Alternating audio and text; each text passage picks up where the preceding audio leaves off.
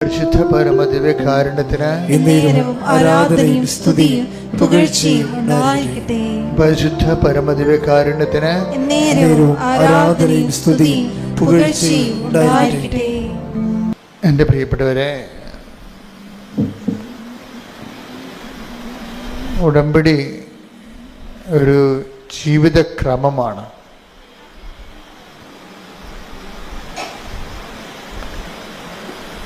പലപ്പോഴും ഉടമ്പടിയുടെ ഓരോ ദിവസങ്ങളും ഈ സാക്ഷ്യത്തിൻ്റെ അൾത്താരയിൽ നിൽക്കുമ്പോൾ നമ്മളെ വല്ലാത്ത രീതിയിൽ സംഭ്രമിപ്പിക്കും. കാര്യം നാനാജാതി മതസ്ഥർ ഒരു ഷോർട്ട് ടൈമിൽ വെറും വളരെ ചുരുങ്ങിയ 4 മണിക്കൂറല്ലേ നിങ്ങൾ ഉടമ്പടി കാര്യങ്ങൾ ദൈവകാര്യം കേൾക്കാൻ വേണ്ടി ചെലവഴിക്കുന്നുള്ളൂ. 40 വർഷം ദൈവകാര്യം കേൾക്കാൻ വേണ്ടി ചെലവഴിച്ചതിനേക്കാൾ എക്സ്പീരിയൻസാണ് ചിലർ 40 വർഷമൊക്കെ ഈ ദൈവകാര്യം കേട്ടിട്ട് ഇന്ന് വരെ പച്ച പിടിക്കാത്ത ആൾക്കാരുണ്ട്. ഇത് 4 മണിക്കൂറാണിത് കേൾക്കണത്, ദൈവകാര്യം കേൾക്കണത്. പക്ഷെ അവരതിൻ്റെ അകത്ത് റൈറ്റ് ഇൻവെസ്റ്റ്മെൻറ്റ് നടത്തും. നമ്മൾ എന്ത് കേൾക്കുന്നു എന്നുള്ളതല്ല പ്രശ്നം. കേൾക്കുന്ന സമയങ്ങളിൽ തന്നെ നമ്മൾക്ക് അതിൻ്റെ സംശയങ്ങൾ ഓട്ടോമാറ്റിക്കായിട്ട് നിവാരണം ചെയ്യപ്പെടണം. ഈ ദൈവം നമ്മളെ പഠിപ്പിക്കുന്ന ഒരു രീതിയുണ്ട്. ചിലപ്പോൾ ഞാനായിരിക്കും അവിടെ നിന്നുകൊണ്ട് ഈശോയുടെ നാമത്തിൽ സംസാരിക്കണത്. പക്ഷേ ചിലർ ഇതിൻ്റെ അകത്ത് ഈ അതായത് take the blood of God അവരെല്ലാവരും ദൈവത്താൽ പഠിപ്പിക്കപ്പെടും. ശ്രുതിക്കട്ടെ, ഹല്ലേലൂയ ഹല്ലേലൂയ ഹല്ലേലൂയ. ആരാധന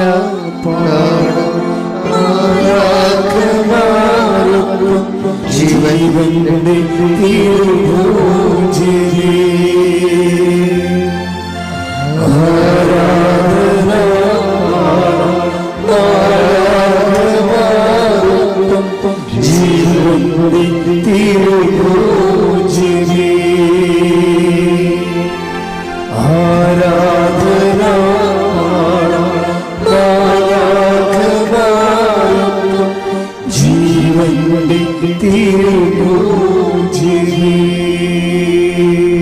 യോഹന്നാൻ 6:45 അവരെല്ലാവരും ദൈവത്താൽ പഠിപ്പിക്കപ്പെട്ടവരാകും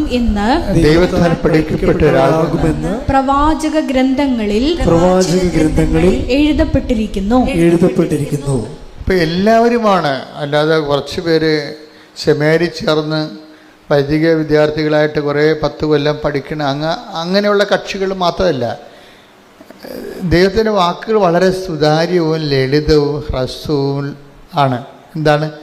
അവരെല്ലാവരും ദൈവവചനം കേൾക്കുന്ന എല്ലാവരും ദൈവത്താൽ പഠിപ്പിക്കപ്പെടാനുള്ള സാധ്യതയുണ്ട്. എപ്പോഴും നമ്മൾ ആ സാധ്യത മനസ്സിലാക്കണം. ഞങ്ങളൊക്കെ വചനം പറയുമ്പോഴും നിങ്ങളൊക്കെ ജോസഫ് വചനമല്ല, ഞാനതിന് ശബ്ദം നൽകുന്ന മാത്രമേ ഉള്ളൂ. ദൈവത്തിൻ്റെ റിട്ടേൺ വേർഡ് ഓഫ് ഗോഡിന് ഞാനൊരു സൗണ്ട് ചെയ്ത് കൊടുക്കും, ഞാൻ ശബ്ദം കൊടുക്കും. എന്നുവെച്ചാൽ നിങ്ങളുടെ കയ്യിലിരിക്കുന്നത് അപ്പാരറ്റസ് ചെവിയല്ലേ അല്ലേ? അപ്പം ചെവിക്ക് പറ്റുന്ന രീതിയിൽ ഞാൻ ഇനി ശബ്ദം കൊടുക്കാൻ, എൻ്റെ ശബ്ദസംബന്ധമായ കാര്യങ്ങളല്ലേ ചെവി അക്സെപ്റ്റ് ചെയ്യത്തുള്ളൂ. അപ്പോൾ എന്നെ സംബന്ധിച്ചിടത്തോളം ഞാൻ എന്താ ചെയ്യണത്? ദൈവത്തിൻ്റെ വാക്കുകൾ എടുത്തിട്ട് നിങ്ങളുടെ ചെവിക്കും എൻ്റെ ചെവിക്കും പറ്റുന്ന രീതിയിൽ ഞാൻ അതിനെ ശബ്ദം കൊടുക്കും അതിന്. അപ്പം നിങ്ങളത് കേൾക്കുകയാണ് ചെയ്യണത്. അപ്പം ചിലരെന്ത് ചെയ്യും, അത് മനുഷ്യനാൽ പഠിപ്പിക്കുന്ന പോലെയും ആകും, ദൈവത്താൽ പഠിപ്പിക്കുന്ന പോലെയും ആകും. ഇപ്പം നിങ്ങളൊരു 100 പേരുണ്ടെന്ന് വിചാരിച്ചോ, 50 പേർക്ക് ഞാൻ ജോസഫ് അച്ഛൻ പഠിപ്പിച്ച പോലെയാവും, മനുഷ്യൻ പഠിപ്പിച്ച പോലെയാവും. 50 പേർക്ക് ദൈവം പഠിപ്പിച്ച പോലെയാവും. അതെങ്ങനെ അറിയാൻ പറ്റും? ചിലർക്ക് കേൾക്കുമ്പോൾ തന്നെ സംശയങ്ങൾ ഓട്ടോമാറ്റിക്കായിട്ട് മാറിക്കൊണ്ടിരിക്കും. ചിലർക്ക് സംശയങ്ങൾ വന്നുകൊണ്ടിരിക്കും. ഇതാണ് സംഭവം. ഈ സംശയങ്ങൾ വന്നുകൊണ്ടിരിക്കുമ്പോൾ അവർക്ക് ക്ലാരിഫിക്കേഷൻ കിട്ടണില്ല എന്നർത്ഥം. ക്ലാരിഫിക്കേഷൻ കിട്ടണില്ല. ക്ലാരിഫിക്കേഷൻ നമുക്ക് നമ്മൾ ഇരുട്ടത്ത് ഇറങ്ങി നടക്കുകയാണ്, നമുക്ക് വ്യക്തമായിട്ട് കാണാൻ പറ്റണില്ല എന്നുണ്ടെങ്കിൽ നടക്കാൻ പറ്റില്ല നമുക്ക്, അല്ലേ? നമുക്ക് ഇരുട്ടത്ത് നടക്കണം, അത് പവർ കട്ടാണെന്ന് വിചാരിച്ചോ, നമുക്ക് വ്യക്തമായിട്ട് കാണാൻ പറ്റണില്ലെങ്കിൽ നമുക്ക് നടക്കാൻ പറ്റത്തില്ല. കാര്യം വചനത്തെ സംബന്ധിച്ചിടത്തോളം വചനത്തെക്കുറിച്ചുള്ള ഒരു വാക്യം എന്ന് പറയുന്നത്, ദൈവത്തിൻ്റെ വചനം തൻ്റെ പാദങ്ങൾക്ക് ദീപവും പാതയിൽ പ്രകാശവുമാണ്. Take the word of God. 119 സങ്കീർത്തനം 105 തിരുവചനം. 119 സങ്കീർത്തനം 105 തിരുവചനം. അങ്ങയുടെ വചനം, അങ്ങയുടെ വചനം എന്റെ പാദത്തിന് വിളക്കും പാതയിൽ പ്രകാശവുമാണ്. അപ്പൊ ഓരോ വചനത്തിൻ്റെയും അതിൻ്റെ മിഷൻ എന്താണ്, ദൗത്യം, വചനത്തിൻ്റെ ദൗത്യം എന്താണ്? ഓരോ വചനവും അങ്ങയുടെ വചനം എൻ്റെ പാദത്തിന് വിളക്കും, എന്താണ്, പാതയിലെ പ്രകാശവുമാണ്. എന്നുവെച്ചാൽ ഞാൻ നടക്കേണ്ട വഴി നിൻ്റെ മുഖത്ത് നോക്കി ഞാൻ ഉപദേശിക്കുമെന്ന് പറഞ്ഞ വചനത്തിൻ്റെ കൂടെയാണ് ഇത് പോണത്. Take the word of God. ഞാൻ നടക്കേണ്ട വഴി. ശ്രുതിക്കട്ടെ. ഹല്ലേലൂയ, ഹല്ലേലൂയ, ഹല്ലേലൂയ, ഹല്ലേലൂയ. 32 സങ്കീർത്തനം 8 തിരുവചനം. സങ്കീർത്തനം 32:8. ഞാൻ നിന്നെ ഉപദേശിക്കാം, നീ നടക്കേണ്ട വഴി കാണിച്ചു തരാം. ഞാൻ നിന്റെ മേൽ ദൃഷ്ടി ഉറപ്പിച്ച് നിന്നെ ഉപദേശിക്കാം. ഇപ്പൊ എല്ലാ ഈച്ച് ആൻഡ് എവരി ഡിസിഷന്, തീരുമാനങ്ങൾക്കെല്ലാം കറസ്പോണ്ടിങ് ലൈറ്റ് ഓഫ് വേർഡ് ഉണ്ട്, പ്രകാശത്തിൻ്റെ വചനങ്ങളുണ്ട്. Light of the world, light of the word, പ്രകാശത്തിൻ്റെ വചനം. അതായത് ഓരോ വിഷയത്തിനും അതിനാവശ്യമായ ലൈറ്റ് കിട്ടണമെന്നുണ്ടെങ്കിൽ അതിൻ്റെ ആവശ്യമായ വചനം നമ്മൾ അറിഞ്ഞിരിക്കണം. ഉടമ്പടിയിലെ ഒരു പ്രധാനപ്പെട്ട എക്സസൈസ് എന്താണ്? അരമണിക്കൂർ വചനം വായിക്കുക. പിന്നെന്താണ്? ഉടമ്പടി ധ്യാനം എല്ലാ ദിവസവും കൂടുക. ഇപ്പം അഡീഷണലായിട്ട് വെച്ചിരിക്കണത് എന്താണ്? Daily bread. അല്ലാതെ ഉടമ്പടിയുടെ പരിസരങ്ങളെല്ലാം അറിയണമെന്നുണ്ടെങ്കിൽ, ഉടമ്പടി ആക്ടിവേറ്റ് ചെയ്യുന്ന പ്രിൻസിപ്പിൾസ് അറിയണമെന്നുണ്ടെങ്കിൽ ഉടമ്പടി വിഹിതമായ വചനങ്ങൾ അറിയണം നമ്മൾ. ഉടമ്പടി വിഹിതമായ വചനങ്ങളാണ് ഉടമ്പടി ജീവിതത്തിൻ്റെ വെളിച്ചമായിട്ട് വരണത്. നമ്മുടെ ഉടമ്പടി ജീവിത പാതയിൽ വെളിച്ചമായിട്ട് വരണത് ഉടമ്പടി വിഹിതമായ വചനങ്ങളാണ്. അതുകൊണ്ടാണ് അരമണിക്കൂർ വചനം വായിക്കണമെന്ന് പറയുമ്പോൾ ഉടമ്പടി വചനമാണ് നമ്മൾ വായിക്കേണ്ടത്. കഴിഞ്ഞ ദിവസങ്ങളിൽ ഇവിടെ ഒരു കുഞ്ഞൊരു സാക്ഷ്യം പറഞ്ഞു. ഒരു കൊതമംഗലത്തിലൊരു കൊച്ചുണ്ട്, അവൻ്റെ പേര് ഞാൻ പറഞ്ഞേ. അവൻ സാക്ഷ്യം പറഞ്ഞ അവന് ബൈബിൾ അവരുടെ ജില്ലയിൽ ബൈബിൾ ജിസ്മോൻ്റെ സാക്ഷ്യം എന്ന് വെച്ച് കഴിഞ്ഞാൽ അവന് ബൈബിൾ ക്വിസാണ്. അവനെന്താ ചെയ്യണത്? അവൻ രാവിലെ എഴുന്നേറ്റിട്ട് ഡെയിലി ബ്രെഡ് കേൾക്കും, എന്നിട്ട് അതിൽ പറയുന്ന വചനങ്ങളെല്ലാം കുറിച്ച് വെക്കും. അത് മാത്രമാണ് അവൻ പഠിച്ചിരിക്കുന്നത്. 2 മാസത്തെ വചനങ്ങൾ ഗൃഹപാഠമായിട്ട് പഠിച്ചു. 102 വചനങ്ങൾ പഠിച്ചു. 302 വചനങ്ങൾ അവൻ പഠിച്ചു. അപ്പോൾ ഭയങ്കര സീരിയസ് ആയിട്ട് എടുക്കുന്ന ആൾക്കാരുണ്ട്.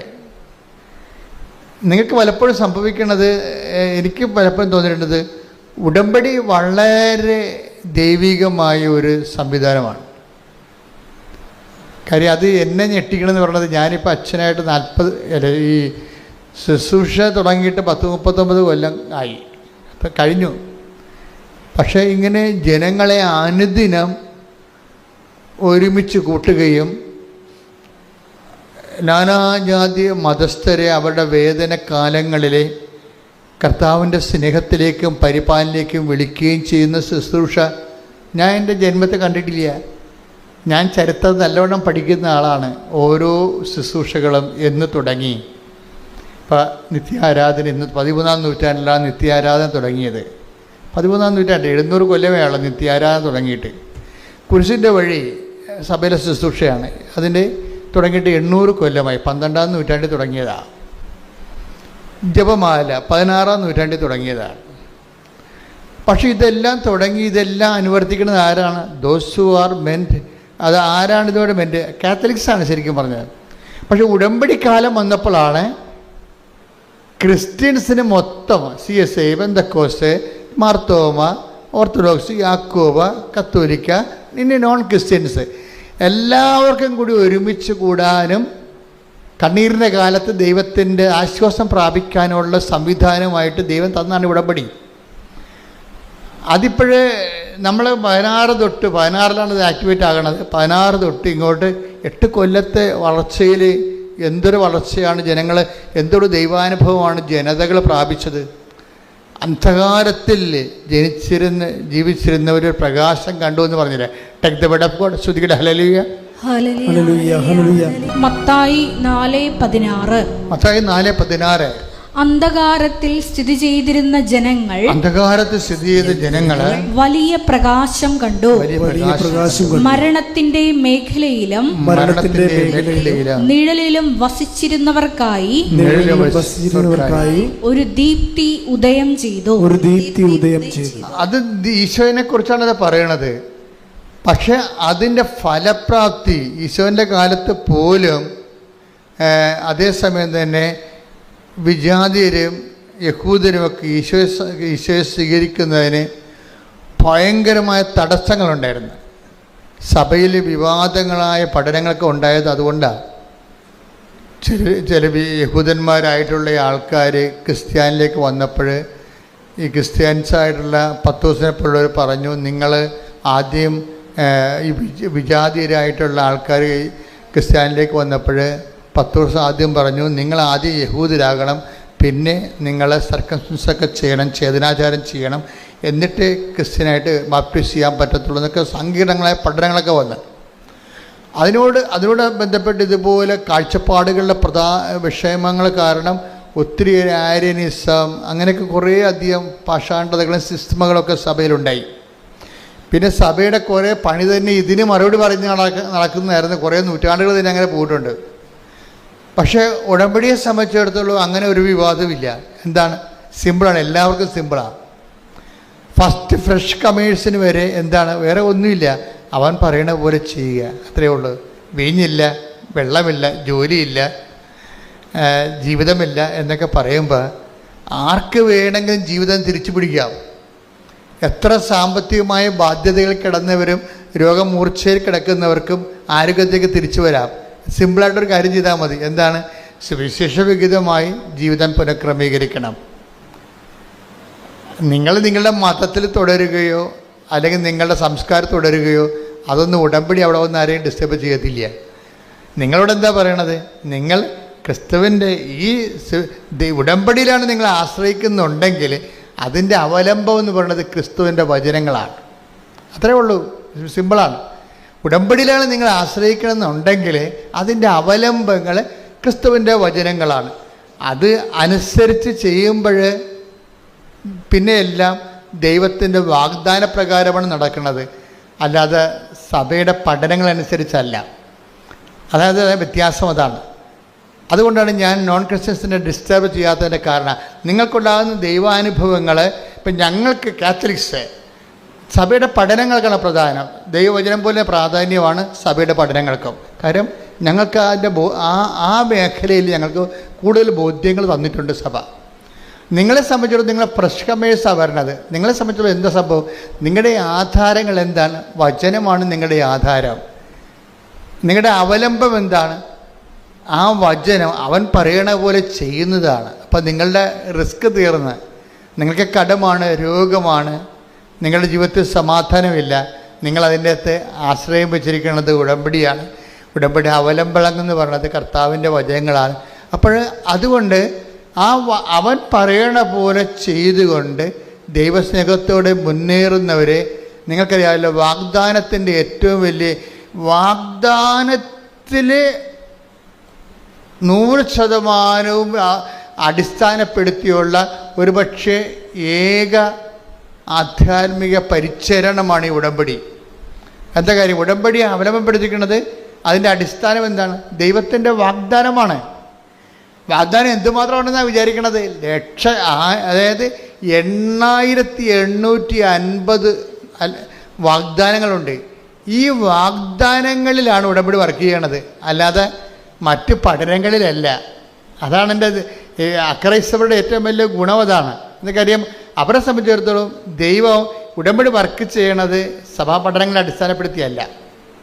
എന്താണ് ഉടമ്പടി വർക്ക് ചെയ്യണത്? അക്രൈസ്തവർക്ക് ഉടമ്പടി വർക്ക് ചെയ്യണത് ദൈവത്തിൻ്റെ വാഗ്ദാനങ്ങളെ അടിസ്ഥാനപ്പെടുത്തിയാണ്. ദൈവം വാഗ്ദാനങ്ങൾ വിശ്വസ്തനാണ്.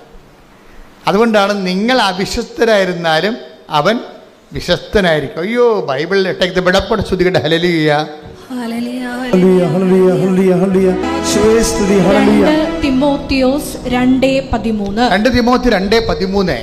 നാം അവിശ്വസ്തരായിരുന്നാലും അവൻ വിശ്വസ്തനായിരിക്കും. എന്തെന്നാൽ തന്നെ തന്നെ നിഷേധിക്കുക അവന് സാധ്യമല്ല. ഒരു ഭയങ്കര ഓപ്പൺ മാർക്കറ്റ് എന്ന് പറഞ്ഞ പോലെയാണ്. അതായത് ഇത് മൊണോപ്പൊളി ഇല്ല ഇതിൻ്റെ അകത്ത്. ഓപ്പൺ മാർക്കറ്റ്, മറ്റേത് റിസർവ്ഡ് ഇല്ല, ആർക്കെങ്കിലും വേണ്ടി റിസർവ് ചെയ്തിരിക്കണമല്ല. ഇപ്പം കൃപ റിസർവേഷനിലുള്ളതാണ്. പക്ഷേ ഉടമ്പടിയെ സംബന്ധിച്ചിടത്തോളം നിത്യരക്ഷയ്ക്ക് ആവശ്യമായ കൃപ കൗതാശികമായി റിസർവ്ഡാണ് നിത്യജീവനെ സംബന്ധിച്ചിടത്തോളം. പക്ഷേ അതിൻ്റെ തീരുമാനങ്ങളൊക്കെ അന്ത്യ തീരുമാനങ്ങൾ എടുക്കണത്, അക്രൈസ്തവരെക്കുറിച്ചുള്ള അന്ത്യ തീരുമാനം എടുക്കുന്നത് ആരാണ്? ദൈവമാണ് തീരുമാനം എടുക്കുന്നത്. അതെവിടെ നിന്നാണ് ആ തീരുമാനം വരണത്? നിങ്ങളുടെ ആത്മാർത്ഥതയിലൂടെയാണ് തീരുമാനം കയറുന്നത്.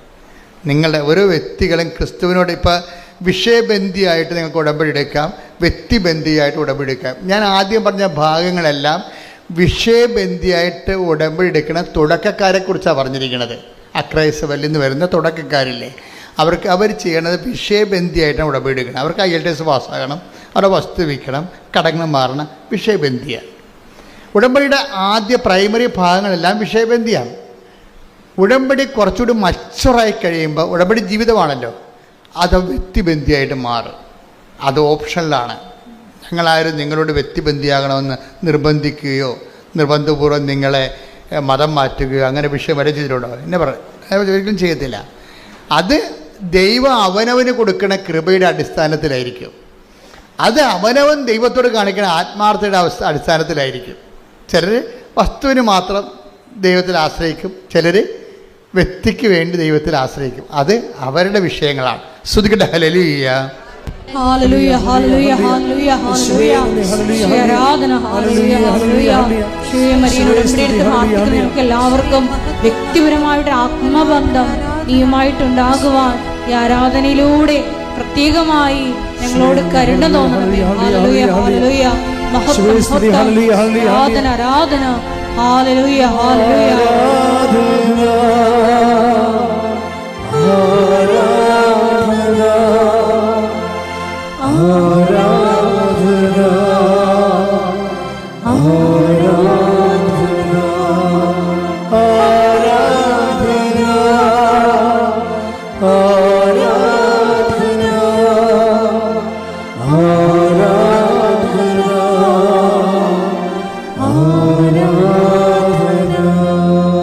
പക്ഷേ എൻ്റെ മക്കളോട് പറഞ്ഞിരിക്കണത് എന്താണ്? ഉടമ്പടി എന്ന് പറയണത് ബേസിക്കായിട്ട് അതിൻ്റെ ബേസ്മെൻ്റ് എന്ന് പറയണത് ആധാരം. ഇപ്പം നമ്മുടെ സ്ഥലത്തിനൊക്കെ ഇത് എൻ്റെ സ്ഥലമാണെന്ന് പറഞ്ഞാൽ ഉടനെ ചോദ്യം എന്താണ്? എന്ത് ആധാരമെന്ന് ചോദിക്കും. എന്താണ് അതിന്? സ്ഥലത്തിന് നമ്മൾ ആധാരം എന്നാണ് പറയണത്. ഇപ്പം നിങ്ങൾ ഇന്ത്യൻ പൗരനാണെന്ന് പറഞ്ഞാൽ എന്താണ് ആധാരം? അതിനാണ് ആധാർ കാർഡ് എന്ന് പറയണത്. ബേസ്മെൻ്റ് എന്താണ്? അതിൻ്റെ അടിസ്ഥാനം എന്താ? നിങ്ങൾ ഇന്ത്യക്കാരനാണ്, അടിസ്ഥാനം എന്താണ്? കാർഡ് കാണിക്കാം, നമുക്ക് ആധാർ കാർഡ് കാണിക്കാം. അതുപോലെ തന്നെ ഇതുപോലെ തന്നെ സ്ഥലം, നിങ്ങളുടെ സ്ഥലമാണിത് എന്ന് പറഞ്ഞു കഴിഞ്ഞാൽ ആധാരം. അപ്പോൾ നമുക്ക് ആധാരം ഉണ്ടതിന്. ഉടമ്പടിയുടെ ആധാരം എന്താ? ഉടമ്പടി ആധാരം നിങ്ങൾ ഉടമ്പടി ചെയ്തിട്ടില്ലേ ദൈവമായിട്ട്? അപ്പോൾ അതിൻ്റെ ആധാരം എന്താ? ദൈവത്തിൻ്റെ വാഗ്ദാനമാണ്. ആ വാഗ്ദാനം നിങ്ങൾ പ്രാപിക്കണമെന്നുള്ളതിന് നിർബന്ധം എന്താ? ഞാൻ ആ വാഗ്ദാനത്തിന് പറ്റുന്ന രീതിയിൽ അതിൻ്റെ നിബന്ധനകളെ പാലിക്കുന്നുണ്ട്. അതാണ് സംഭവം. സിമ്പിളല്ലേ? ദൈവത്തിൻ്റെ വാഗ്ദാനങ്ങളുണ്ട്. ഓക്കെ, നിങ്ങളുടെ ഉടമ്പടി അവലംബം എന്താണ്? അത് ദൈവത്തിൻ്റെ വാഗ്ദാനമാണ്. ദൈവത്തിൻ്റെ വാഗ്ദാനം നിങ്ങൾക്ക് കിട്ടണമെന്ന് എന്താ നിർബന്ധം? അതേ, ഞാൻ നിബന്ധനകൾ പാലിക്കുന്നുണ്ട്. അതാണ് വിഷയം. അച്ഛാൽ നിബന്ധനകൾ പാലിച്ചാൽ വാഗ്ദാനം പ്രാപിക്കാൻ പറ്റുമെന്നും ദൈവത്തിൻ്റെ വാഗ്ദാനമാണ്. ശ്രുതിക്കട്ടെ ഹല്ലേലൂയ. ഹല്ലേലൂയ, ഹല്ലേലൂയ, ഹല്ലേലൂയ. ശിവയുടെ ഉടമ്പടി നിബന്ധനകൾ ശ്രദ്ധാപൂർവം പാലിച്ചുകൊണ്ട് വാഗ്ദാനങ്ങൾ കരയറ്റുവാൻ ഈ ആരാധനയിലൂടെ പ്രത്യേകം കരുണയാകണമേ. Hallelujah, hallelujah.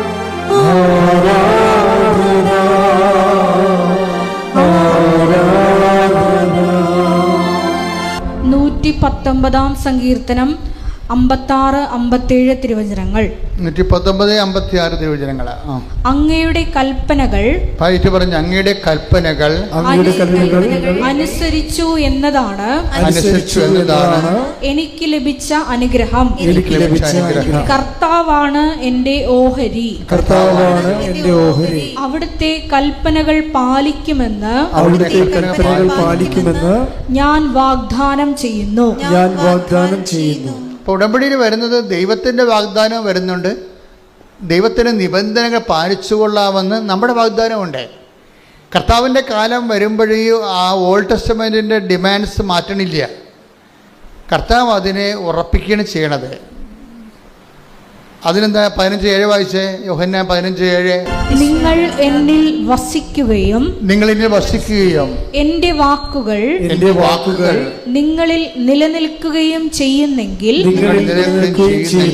ഇഷ്ടമുള്ളത് ചോദിച്ചുകൊള്ളുക, നിങ്ങൾക്ക് ലഭിക്കും. അപ്പം അവൻ പറയണത് പോലെ ചെയ്യുന്നത് എന്താണ്? ആ ചെയ്യുന്നത് ഒരു പ്രത്യേക ഇൻസിഡൻറ്റിന് വേണ്ടി നമുക്ക് ലോക്കലൈസ് ചെയ്യാൻ പറ്റും. ഒരു പ്രത്യേക കാര്യം സാധിക്കാൻ വേണ്ടി നമ്മൾ ദൈവത്തിൻ്റെ വചനങ്ങൾ പാലിച്ചു പോകുന്ന ഒരു മിനിമം പരിപാടിയുമായിട്ട് പോകാൻ പറ്റും. പക്ഷെ അതിൻ്റെ അടുത്ത സ്റ്റെപ്പുണ്ട്. എന്താണ് ആ അടുത്ത സ്റ്റെപ്പ്? എന്താണ് ഈ 15:7 പറയണത്?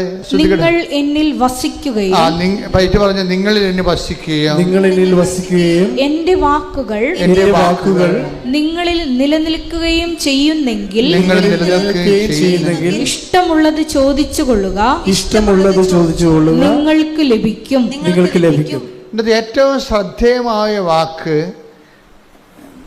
എൻ്റെ വചനം നിങ്ങളിൽ നിലനിൽക്കുകയും ചെയ്യുന്നുവെങ്കിൽ എന്നുള്ളതാണ്. നമുക്കിഷ്ടമുള്ളത് എന്ത് ചോദിക്കാം? 6 കാര്യമല്ല 60 കാര്യം ചോദിക്കാൻ ദൈവത്തോട്. ഒറ്റ കണ്ടീഷൻ മാത്രമേ ഉള്ളൂ. എന്താ കാര്യം? വചനത്തിൽ നിങ്ങളെ നിലനിൽക്കണം. അപ്പോൾ ഈ ആഴ്ച നിലനിന്ന് അടുത്ത ആഴ്ച നിങ്ങളുടെ രീതിയിൽ പോയി കഴിഞ്ഞാൽ ഉടമ്പടി ബ്രേക്ക് ആവും. അതെപ്പോഴും നമ്മൾ ശ്രദ്ധിച്ച് മനസ്സിലാക്കണം. ഈ ആഴ്ച നമ്മൾ നിലനിൽക്കും, അടുത്ത ആഴ്ച അത് എപ്പോഴും ഉടമ്പടിയുടെ പഠനങ്ങളുടെ ഏറ്റവും പ്രധാന കണ്ടിന്യൂറ്റി, അത് പ്രധാനപ്പെട്ട വിഷയമാണ്. അതായത് ഉടമ്പടിയിൽ ഇപ്പം നിങ്ങൾ ഓർക്കും, ഞാൻ ഈ വെള്ളമൊക്കെ അടിക്കുന്ന ആളാണ്, അപ്പം ഇപ്പോൾ കൊച്ചിന് എൻ്റെ മകന് കാനഡയിൽ പോയി അവൻ്റെ PR കിട്ടാൻ വേണ്ടി ഞാനിനി കുറച്ച് നാളത്തേക്ക് വെള്ളമടിക്ക് നിർത്താം എന്ന് പറഞ്ഞാൽ അങ്ങനെയുള്ള ഒരു അഡ്ജസ്റ്റ്മെൻറ്റിന് ഉടമ്പടി വഴങ്ങത്തില്ല. നിങ്ങൾ ദൈവത്തെ ഇങ്ങനെ ഇതുപോലെ ഇച്ഛ വരപ്പിക്കും ദൈവത്തിന് അറിയാവുന്ന കാരണം അതുകൂടി കവർ ചെയ്താൽ പറയണത്. നിങ്ങൾക്ക് ഇഷ്ടമുള്ള ചോദിക്കാം, പക്ഷേ എന്താ പ്രശ്നം? വചനത്തിൽ നിങ്ങളെ കണ്ടിന്യൂറ്റി നിലനിൽക്കണം. പ്രാർത്ഥിക്കുക, കർത്താവായ ദൈവമേ, അങ്ങയുടെ വചനത്തിൽ നിലനിൽക്കാൻ ആവശ്യമായ ദൈവസ്നേഹത്താൽ എന്നെ നിറക്കണമേ. ഇവിടെയാണ് ഞങ്ങൾ നിങ്ങൾക്ക് പരിചരണങ്ങൾ നൽകണത്. എന്താണ്? ഓരോ തരത്തിലുള്ള ഗൃഹപാഠങ്ങൾ നൽകും ഇല്ലേ? പത്രം കൊടുക്കാൻ പറയും, രോഗികളെ പോയി കാണാൻ പറയും. അതെന്തിനാണ് ഗൃഹപാഠങ്ങൾ നൽകണത്? അതെന്നെ എല്ലാം ഉദ്ദേശം അത് ചെയ്യുമ്പോൾ നിങ്ങൾക്ക് പറ്റുന്ന അബദ്ധം, നിങ്ങൾ ആ ഒരു വിഷയത്തിന് വേണ്ടി വിഷയബന്ധിയായിട്ട് ചെയ്യും. അതൊന്ന് ഈ നമ്മൾ പ്രേക്ഷിത പ്രവർത്തനങ്ങൾ വിഷയബന്ധിയാകുമ്പോൾ ഉണ്ടാകുന്ന ഡ്രൈനെസ് ഭയങ്കരമാണ്. പ്രേക്ഷിത പ്രവർത്തനങ്ങൾ എപ്പോഴും വിഷയബന്ധി അല്ല.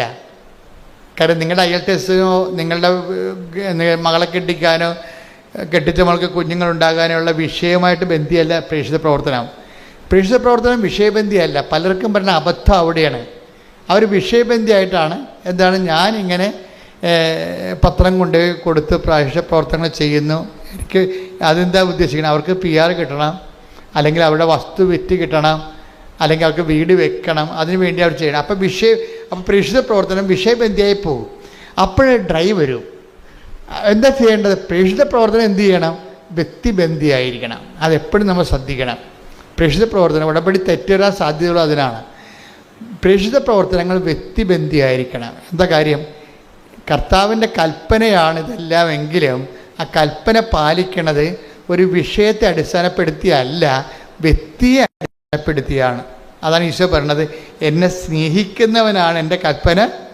അതാണ് വിഷയം. ഇതെവിടെ ഇപ്പോൾ? യോഹന്നാൻ 14:23. യോഹന്നാൻ 14:23. എന്നെ സ്നേഹിക്കുന്നവൻ എന്റെ വചനം പാലിക്കും.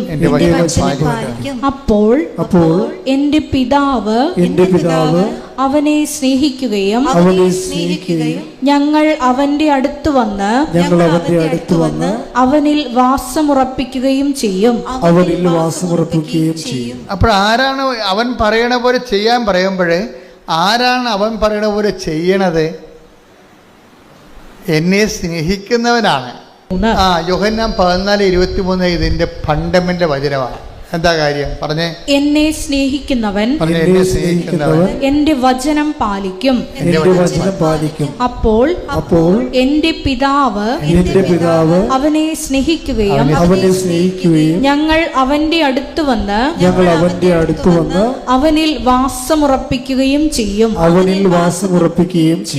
അപ്പോഴേ ഉടമ്പടി അവൻ പറയണ പോലെ ചെയ്യുന്നതാണെങ്കിലും ഈ അവൻ പറയുന്ന പോലെ ചെയ്യുന്ന ആ ചെയ്ത്തില്ലേ, ആ കർമ്മം അടിസ്ഥാനപ്പെടുത്തിയിരിക്കേണ്ടത് വിഷയബന്ധിയായിട്ടല്ല. ആ കർമ്മം നിങ്ങൾ ചെയ്യുന്നത് കൊണ്ട് നിങ്ങൾക്ക് ആ വിഷയം സാധിക്കണമെന്നുള്ളതിനെ നേരിട്ട് ബന്ധപ്പെടുന്നില്ല. അവൻ പറയുന്ന പോലെ ചെയ്യുന്നതിൻ്റെ ബേസ്മെൻറ്റ് എന്താണ്? എന്നെ സ്നേഹിക്കുന്നവനെന്നാണ് കിടക്കുന്നത്. അവൻ പറയുന്ന പോലെ ചെയ്യണത് ആരാണ്? ദൈവത്തെ സ്നേഹിക്കുന്നവനാണ്. അപ്പോൾ ആദ്യം വേണ്ടത് എന്താണ്? ദൈവസ്നേഹമാണ് വേണ്ടത്. അതാണ് വിഷയം. അതെപ്പോഴും ഓർത്തേക്കണം കേട്ടോ. പ്രേക്ഷിത പ്രവർത്തനം ചെയ്യുമ്പോൾ ആദ്യം ഓർക്കണം, പ്രേക്ഷിത പ്രവർത്തനം ചെയ്യുമ്പോൾ നിങ്ങൾ ഉടനെ വന്ന് കമ്പ്യൂട്ടർ ഓൺ ചെയ്ത് ഓഫ് ലെറ്റർ വന്നാന്നല്ല നോക്കേണ്ടത്. നിങ്ങൾ ആദ്യം നോക്കേണ്ടത് ഞാൻ ഈ ചെയ്യണത് ഔട്ട് ഓഫ് ലവ് ആണോ, ദൈവസ്നേഹത്തോടെയാണോ? എന്താ കാര്യം വെച്ച് കഴിഞ്ഞാൽ ഈ ദൈവസ്നേഹത്തോട് ചെയ്ത് കഴിഞ്ഞാലുള്ള ഗുണമെന്ന് വെച്ച് കഴിഞ്ഞാൽ അവിടെ ക്യാഷ് ആൻഡ് കൈൻഡ് ആയിട്ടുള്ള അനുഗ്രഹം വരണത് വൈ ദ വെരി പ്രസൻസ് ആയിട്ടാണ് വരണത്. ഇപ്പം നിങ്ങൾക്ക് മഴവില്ല് കാണണം, നിങ്ങൾക്ക് മുല്ലപ്പൂവിൻ്റെ സുഗന്ധം കേൾക്കണം എന്നൊക്കെ ആർക്കാണ് കൊതിയില്ലാത്തത്? അതെല്ലാം പക്ഷെ അതെല്ലാം പ്രസൻസിൻ്റെ ഇഫക്റ്റാണ്. ജോൺ പോൾ മാർപ്പാപ്പ സ്വപ്നത്തിൽ പ്രത്യക്ഷപ്പെട്ടു, ജോസഫ് അച്ഛൻ പ്രത്യക്ഷപ്പെട്ടു എന്നൊക്കെ പറഞ്ഞ ആൾക്കാർ പറയുന്നില്ലേ? അതെല്ലാം ദൈവത്തിൻ്റെ പരിപാലനയുടെ രീതിയിലുള്ള ഓരോ പ്രസൻസാണ്. പക്ഷേ ഈ പ്രസൻസിലേക്ക് വരണത് എങ്ങനെയാണ്? അതായത് ആ 14:26 തന്നെ അതിൻ്റെ വചനം. അതായത് നിങ്ങൾ എന്നെ സ്നേഹിക്കുകയും പറഞ്ഞ് നിങ്ങൾ എന്നെ സ്നേഹിക്കുകയും അതുവഴി എൻ്റെ വചനങ്ങൾ പാലിക്കുകയും ചെയ്യുമ്പോൾ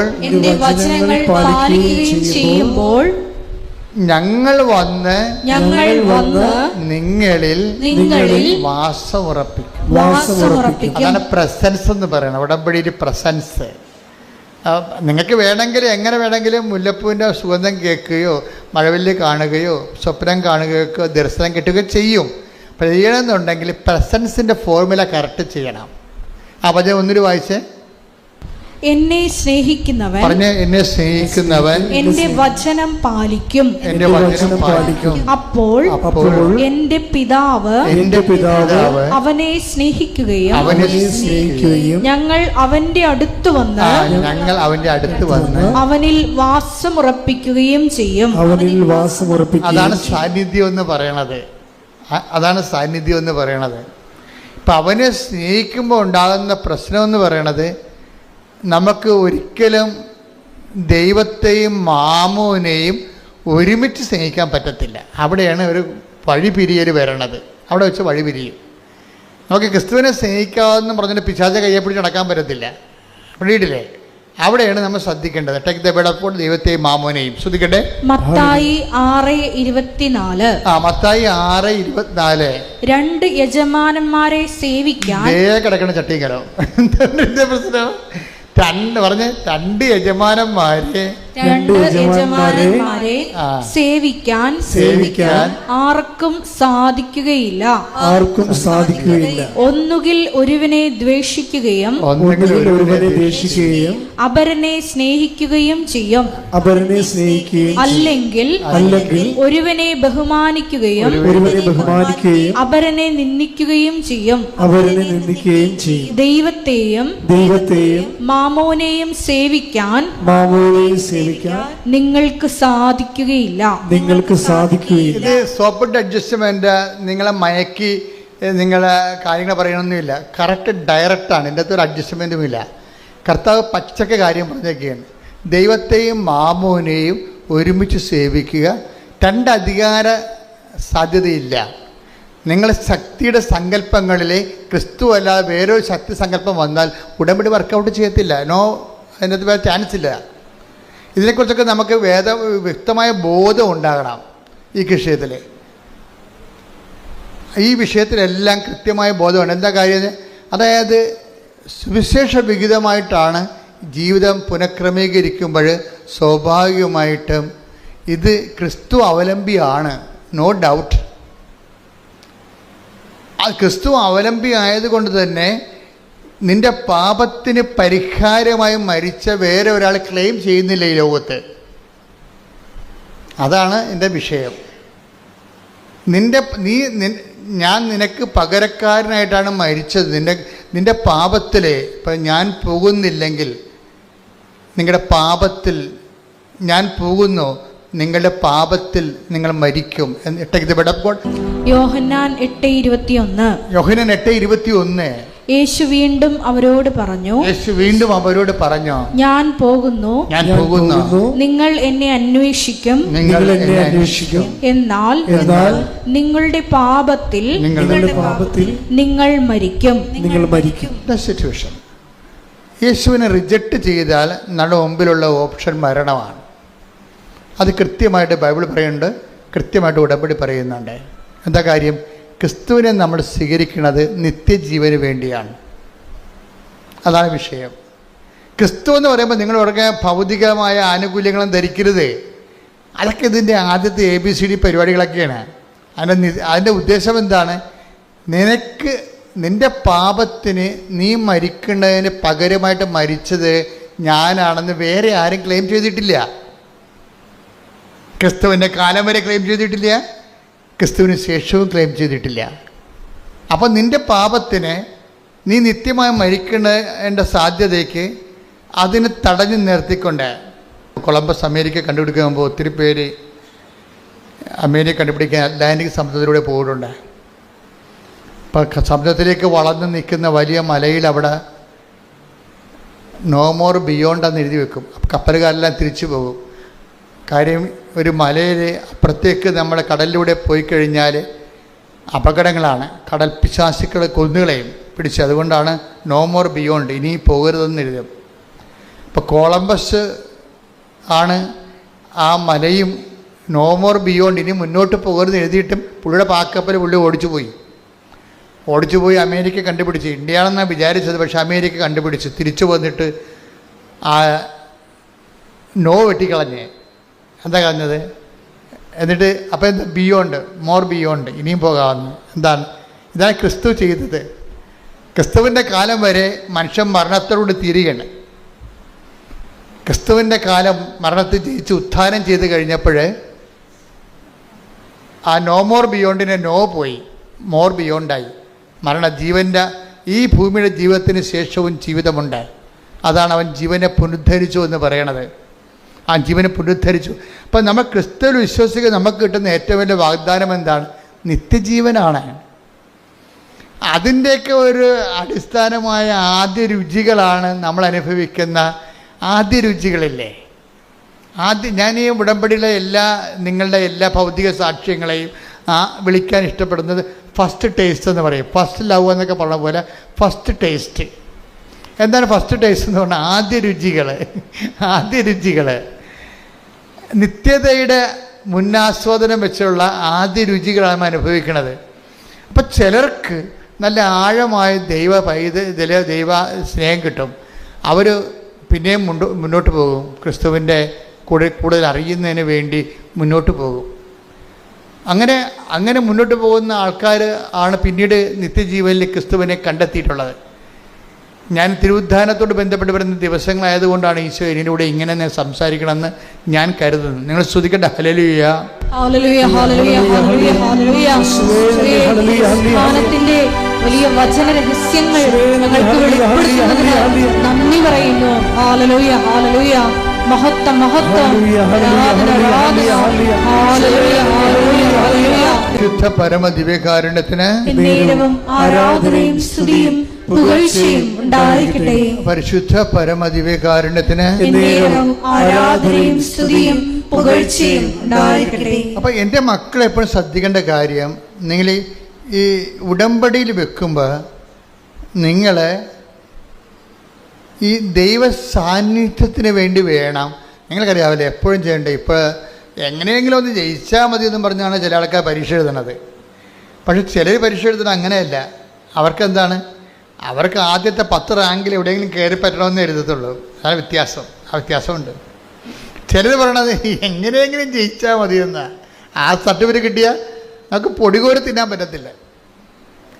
നിങ്ങൾ എന്തെങ്കിലും കാര്യങ്ങൾ ഭൂമിയിലുള്ള കാര്യം നടന്നാൽ മാത്രം മതിയെന്ന് പറഞ്ഞ് ഉടമ്പടി വെക്കാം നിങ്ങൾക്ക്. പക്ഷെ അതേസമയം തന്നെ ആദ്യത്തെ 10 റാങ്കിൽ ഒരാളായിട്ട് കയറി പറ്റണമെന്നും പറഞ്ഞ് ഉടമ്പടി വെക്കാം. അത് സാന്നിധ്യത്തിൻ്റെതാണ്. ഡിസ്റ്റിങ്ഷൻ കഴിഞ്ഞ് മുകളിലോട്ട് വരണതെല്ലാം എൻ്റെ റാങ്ക് സാന്നിധ്യത്തിൻ്റെതാണ്. നിങ്ങളെന്തിനാണ് ഉടമ്പടി എടുക്കേണ്ടത്? കർത്താവിൻ്റെ സാന്നിധ്യം അനുഭവിക്കണമെന്ന് ഉടമ്പടി എടുക്കണം. പറഞ്ഞ മനസ്സിലായ? അല്ലാതെ വസ്തു വിൽക്കണമെന്ന് പറഞ്ഞാൽ അതൊക്കെ ഈസിയായിട്ട് നടക്കുന്ന കാര്യങ്ങളാണ്. അതിന് ഓവർ പ്രാധാന്യം കൊടുക്കരുത്. അതിൻ്റെ ഇരട്ടി കാര്യങ്ങൾ നടക്കും ഉടമ്പടിക്കാലത്ത്. നിങ്ങൾ പറയണത് എന്താണ്? നിങ്ങൾക്ക് സാന്നിധ്യം വേണമെന്ന് പറയണം. കാര്യം വാഗ്ദാനത്തിലുള്ളതാണ്, നമുക്ക് സ്കീമിലുള്ളതല്ലേ. ഇപ്പം ഞങ്ങൾക്ക് വീട് വേണമെന്നൊക്കെ പറഞ്ഞുകൊണ്ട് ചെന്നാൽ പഞ്ചായത്തുകാർ പറയും നിങ്ങൾ ആപ്ലിക്കേഷൻ വെക്കൂ. പക്ഷേ 300 ആപ്ലിക്കേഷൻ ഇവിടെ കിടപ്പുണ്ട്. ലൈഫ് മിഷൻ്റെ 300 ആപ്ലിക്കേഷൻസ് ഇവിടെ കിടക്കുന്നുണ്ട്. അപ്പം അതുകൊണ്ട് എന്നാലും നിങ്ങൾ വെക്കൂ. ഞങ്ങൾ വീടൊക്കെ വന്ന് പരിശോധിച്ചിട്ട് നിങ്ങൾ യോഗ്യരാണെങ്കിൽ അടുത്ത ഗഡുവിന് പരിഗണിക്കാം. എന്നാൽ അവർ പരിഗണിക്കാമെന്ന് പറയാൻ കാര്യം സ്കീമുള്ളത് കൊണ്ടാണ്. അപ്പം നിങ്ങൾ പറയാം ലൈഫ് മിഷൻ്റെ വീട് പോയി, ഞങ്ങൾക്ക് വീടുണ്ട്, ഞങ്ങളുടെ വീടൊന്ന് പുതുക്കി പണിതാൽ മതി, ഓടിൻ്റെ വീടാണ് ഇട്ടിരിക്കുന്നത്, അതൊന്ന് വാർത്താൽ മതി എന്ന് പറയും. അപ്പം അങ്ങനെ ഓടിട്ട വീട് ഓട് മാറ്റിയിട്ട് വാർക്കുന്ന സ്കീമില്ലെന്ന് പറയും. അപ്പോൾ പറയാം, അപ്പോൾ പഞ്ചായത്ത് സെക്രട്ടറി പറയും ചേച്ചി എപ്പോഴും കയറി ഇറങ്ങണ്ട, അത് മൊത്തം പൊളിച്ച് മാറ്റി എന്നിട്ട് നിങ്ങൾ രണ്ടാമത് ഈ ആപ്ലിക്കേഷൻ വെക്കാൻ പറയും. അപ്പം നിങ്ങൾക്ക് പുതിയ വീട് കിട്ടുമല്ല, എന്നാൽ പിന്നെ അങ്ങനെ ചെയ്യാം. അത് സ്കീമിൻ്റെ പ്രശ്നമാണ്. ഇപ്പം നിങ്ങൾക്ക് ഉടമ്പടിയിലുള്ളത് വാഗ്ദാനങ്ങളെല്ലാം സ്കീമുകളാണ്. പ്രസൻസ് എന്ന് പറഞ്ഞ സ്കീമാണ്, ഓൾറെഡി ഉള്ളതാണ്. ഉള്ള കാര്യം നമുക്ക് ചോദിക്കാം, ഇല്ലാത്ത കാര്യം ചോദിക്കാതിരുന്നാൽ മതി. ഉള്ള കാര്യം ചോദിക്കാം, അത് സ്കീമിലുള്ളതാണ്. എന്താണ്? നിങ്ങൾ എന്നെ സ്നേഹിക്കുകയും എൻ്റെ കൽപ്പന നിങ്ങൾ പാലിക്കുകയും ചെയ്താൽ ഞങ്ങൾ വന്ന് നിങ്ങളിൽ അപ്പോൾ സ്കീമിലുള്ളതാണത്. അപ്പോൾ നമുക്കെന്ത് ചോദിക്കാം? കർത്താവ് ഞാൻ ഉടമ്പടി വെച്ചിട്ടുണ്ട്, പല കാര്യങ്ങളൊക്കെ ഉണ്ട്, മഴ കെട്ടിക്കണം, തന്നെയല്ല മറ്റേ ആ ഇംഗ്ലണ്ടിൽ പോയ കൊച്ചിൻ്റെ ജോലി രണ്ടാമത് വിസ പുതുക്കി കിട്ടണില്ല, അതൊക്കെ ശരിയാണ്. പക്ഷേ എൻ്റെ മനസ്സിലുള്ളത് എനിക്ക് നിന്നെ കാണണം, അതാണ് വിഷയം. അപ്പോസ്തലന്മാരൊക്കെ ആദ്യം വന്നപ്പോൾ ചോദിച്ച ചോദ്യം അതാണ് ഈശോയ്ക്ക് ഇഷ്ടപ്പെട്ടത്. എന്നുവെച്ചാൽ ഈശോയോട് ചോദിച്ചേ, റബ്ബി വേറെ ആർ യു ലിവിങ്? ഒയ്യോ ഭയങ്കര, അതായത് വേറെ are you living? Take the word of God. സ്തുതിക്കട്ടെ. ഹല്ലേലൂയ, ഹല്ലേലൂയ, ഹല്ലേലൂയ, ഹല്ലേലൂയ, ഹല്ലേലൂയ, ഹല്ലേലൂയ. യേശുവേ നന്ദി. ഹല്ലേലൂയ, ഹല്ലേലൂയ. യേശുവേ ഹല്ലേലൂയ, ഹല്ലേലൂയ, ഹല്ലേലൂയ, ഹല്ലേലൂയ. യേശുവേ ആരാധന, ആരാധന, ആരാധന. യേശു തിരിഞ്ഞ് അവർ തന്റെ പിന്നാലെ വരുന്നത് കൊണ്ട് ചോദിച്ചു, നിങ്ങൾ എന്തന്വേഷിക്കുന്നു? അവർ ചോദിച്ചു, റബ്ബി, ഗുരു എന്നാണ് ഇതിനർത്ഥം. അങ്ങ് എവിടെയാണ് വസിക്കുന്നത്? അവൻ പറഞ്ഞു, വന്നു കാണുക. അവർ ചെന്ന് അവൻ വസിക്കുന്നിടം കാണുകയും അന്ന് അവനോട് കൂടെ താമസിക്കുകയും ചെയ്തു. അപ്പോൾ ഏകദേശം 10-ാം മണിക്കൂറായിരുന്നു. അപ്പൊ ഇതിനകത്ത് വരുന്നൊരു വിഷയം, കർത്താവിനോട് ചോദിക്കുന്ന ചോദ്യം എന്താ? നിങ്ങൾ എന്താണ് അന്വേഷിക്കണമെന്നാണ് ചോദിക്കണത്. പക്ഷെ അവർ ഉത്തരം പറയണത് ആരെ അന്വേഷിക്കുന്നു എന്നതിനാണ്. അവിടെ ഭയങ്കര ട്വിസ്റ്റാണ് ശരിക്കും പറഞ്ഞാൽ. എന്താണ് അന്വേഷിക്കണമെന്നാണ് ചോദിക്കണത് കർത്താവ്. അപ്പോൾ പറയും ഞാൻ എൻ്റെ പരീക്ഷ ജയിക്കാൻ വേണ്ടിയാണ് അന്വേഷിക്കുന്നത്. എന്നുവെച്ചാൽ നിൻ്റെ കയ്യിൽ നിന്നുള്ള ആനുകൂല്യങ്ങളാണ് അന്വേഷിക്കുന്നത്. അപ്പോൾ കർത്താവും ചോദിക്കണത് നിങ്ങൾ വല്ല എൻ്റെ പുറകെ വരുന്നുണ്ടല്ലോ, നിങ്ങൾ ആനുകൂല്യങ്ങളാണോ അന്വേഷിക്കുന്നത് എന്ന് ചോദിക്കുമ്പോൾ അവർ പറയും ആനുകൂല്യങ്ങളല്ല. We want to know that where you are living. നീ എവിടെ താമസിക്കുന്നു എന്നറിയണം. വചനത്തിൻ്റെ കൂടെ എവിടെയാണെന്ന് അറിയണം. അയ്യോ, എന്നാ ചോദ്യമാണ് ചെയ്യണത് ശരിക്കും പറഞ്ഞാൽ. എന്നാ ഉത്തരവാണ്. നീ എവിടെയാണ് താമസിക്കുന്നത്? അപ്പോൾ കർത്താവ് ചോദിക്കണം നിങ്ങൾ എന്താണ് അന്വേഷിക്കണതെന്നാണ്. പരീക്ഷയ്ക്ക് വിജയമാണോ, വസ്തു വിൽക്കാനാണോ, വിഷയങ്ങളാണോ അന്വേഷിക്കണത് എന്ന് പറയുമ്പോൾ ആണെന്നല്ല അവർ പറയണത്. അവർ പറയുന്നത് എന്താണ്? വിഷയങ്ങളല്ല ഞങ്ങളുടെ പ്രശ്നം, വ്യക്തിയാണ്. നീ ആണ് ഞങ്ങളുടെ പ്രശ്നം. നീ എവിടെ താമസിക്കുന്നു? അതിൻ്റെ അർത്ഥം എന്താണ്? നിൻ്റെ കൂടെ താമസിക്കാൻ ഞങ്ങൾക്ക് ആഗ്രഹമുണ്ട്. അതാണ് വിഷയം. ഉടമ്പടിയുടെ ഒരു ഉദ്ദേശം അത് തന്നെയാണ്. എവിടെ താമസിക്കുന്നു വെച്ചാൽ കർത്താവിൻ്റെ കൂടെ താമസിക്കാവുന്നൊരു കാലമാണ് ഈ ഉടമ്പടി കാലം എന്ന് പറയണത്. ഇത് അവസാനം വരെ ഈ ചോദ്യ ഉത്തരങ്ങൾ ഇങ്ങനെ കണ്ടിന്യൂ ചെയ്യുന്നുണ്ട്. പട്ടാളക്കാർ വരുമ്പോൾ കർത്താവ് ചോദിക്കും, അവിടെ ചോദിക്കണത് നിങ്ങൾ എന്ത് അന്വേഷിക്കണം എന്നല്ല ചോദിക്കണത്, നിങ്ങൾ ആരെ അന്വേഷിക്കുന്നു എന്നാണ് ചോദിക്കുന്നത്. കാര്യം എന്താണ്? അവർ ചോദിക്കേണ്ട ആൾ വ്യക്തിയാണ്, വ്യക്തിയുടെ ആനുകൂല്യങ്ങളല്ല. അവർ ചോദിക്കേണ്ട ആളാരാണ്? വ്യക്തിയാണ്. അപ്പോൾ എന്തന്വേഷിക്കുന്നു എന്ന് ചോദിക്കുന്ന ബൈബിള് അവസാനിക്കുന്നത് ആരെ അന്വേഷിക്കണം എന്ന് പറഞ്ഞാൽ ശ്രുതികട ഹല്ലേലൂയ ഹല്ലേലൂയ ഹല്ലേലൂയ ഹല്ലേലൂയ യേശുവേ നന്ദി ഹല്ലേലൂയ ഹല്ലേലൂയ ഹല്ലേലൂയ. യോഹന്നാൻ 18:4 തനിക്ക് സംഭവിക്കാനിരിക്കുന്നതെല്ലാം അറിഞ്ഞിരുന്ന യേശു മുമ്പോട്ട് വന്ന് അവരോട് ചോദിച്ചു, നിങ്ങൾ ആരെയാണ് അന്വേഷിക്കുന്നത്? അപ്പോൾ അവർ പറയും ജീസസ് ഓഫ് നാസറത്ത്,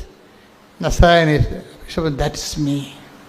നിങ്ങൾ അന്വേഷിക്കുന്ന ആള് ഇനി വേറെ ആരും നിങ്ങൾ അന്വേഷിച്ച് പോകേണ്ട, ആള് ഞാൻ തന്നെയാണെന്ന് പറയും.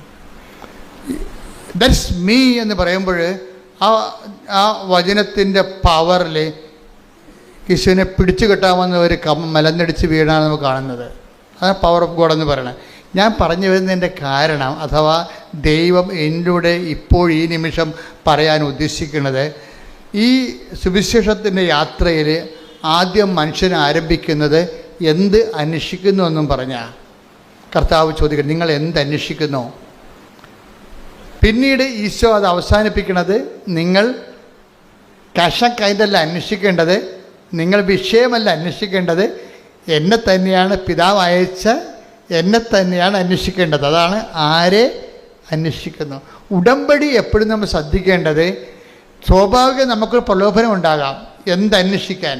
ജോലി അന്വേഷിക്കാൻ, വീട് അന്വേഷിക്കാൻ, പ്രമോഷൻ അന്വേഷിക്കാൻ, പെൻഷൻ അന്വേഷിക്കാൻ, PR അന്വേഷിക്കാൻ നമുക്ക് ത്വര ഉണ്ടാകാം.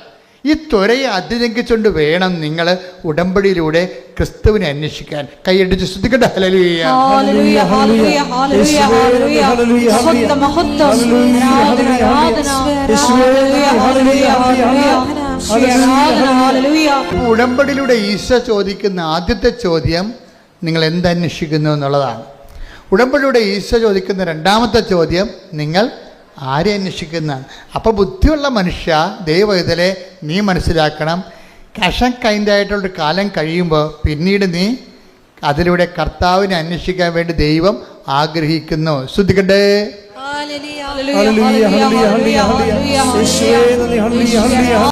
പരിശുദ്ധ പരമദിവ്യകാരുണ്യത്തിന് ഇപ്പൊ ഈശോ പരിശുദ്ധാത്മാവ് നമ്മളെ നയിച്ചുകൊണ്ടിരിക്കുന്നത് എന്താണ്? ഉടമ്പടിയുടെ ഏറ്റവും അടിസ്ഥാനം എന്താണ്? ദൈവത്തിൻ്റെ വാഗ്ദാനങ്ങളാണ് ഉടമ്പടിയുടെ അടിസ്ഥാനം. ഈ വാഗ്ദാനങ്ങളിൽ വെച്ച് ഏറ്റവും ഗ്രേഡഡ് ആയിട്ടുള്ള വാഗ്ദാനം എന്താണ്? ആദ്യത്തെ 10 റാങ്കിലുള്ള ഇതിൻ്റെ വാഗ്ദാനം എന്താണ്? ടോപ്പ് റാങ്കിലുള്ള വാഗ്ദാനം എന്താണ്? അത് പ്രസൻസാണ്. എന്താണ്?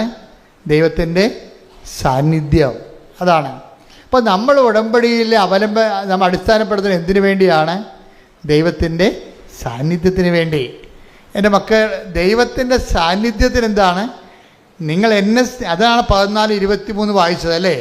ഇതാണ്, നിങ്ങൾ എന്നെ സ്നേഹിക്കുന്നെങ്കിൽ എൻ്റെ കൽപ്പന പാലിക്കും, അപ്പോൾ എൻ്റെ പിതാവ് നിങ്ങളെ സ്നേഹിക്കുകയും ഞങ്ങൾ വന്ന് നിങ്ങളിൽ വാസമുറപ്പിക്കുകയും ചെയ്യും. അപ്പോൾ ഈ സാന്നിധ്യത്തിൻ്റെ സാധ്യത സ്നേഹത്തോടെ അവൻ പറയണ പോലെ ചെയ്താൽ സാന്നിധ്യം ഉറപ്പാണ്. ഒന്ന് പറഞ്ഞ്, ദൈവസ്നേഹത്തോടെ അവൻ പറയണ പോലെ ചെയ്താൽ സാന്നിധ്യം ഉറപ്പാകുമെന്ന് ഞങ്ങൾ തിരിച്ചറിഞ്ഞുകൊണ്ട് ഞങ്ങളുടെ ഭൗതിക ആനുകൂല്യങ്ങളെക്കാൾ അങ്ങയുടെ ആത്യന്തിക വാഗ്ദാനമായ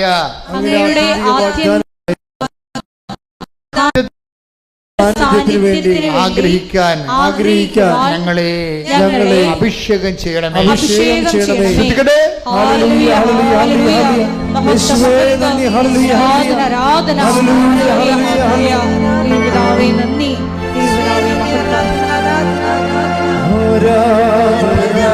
കൈവീശിക്കൊണ്ട്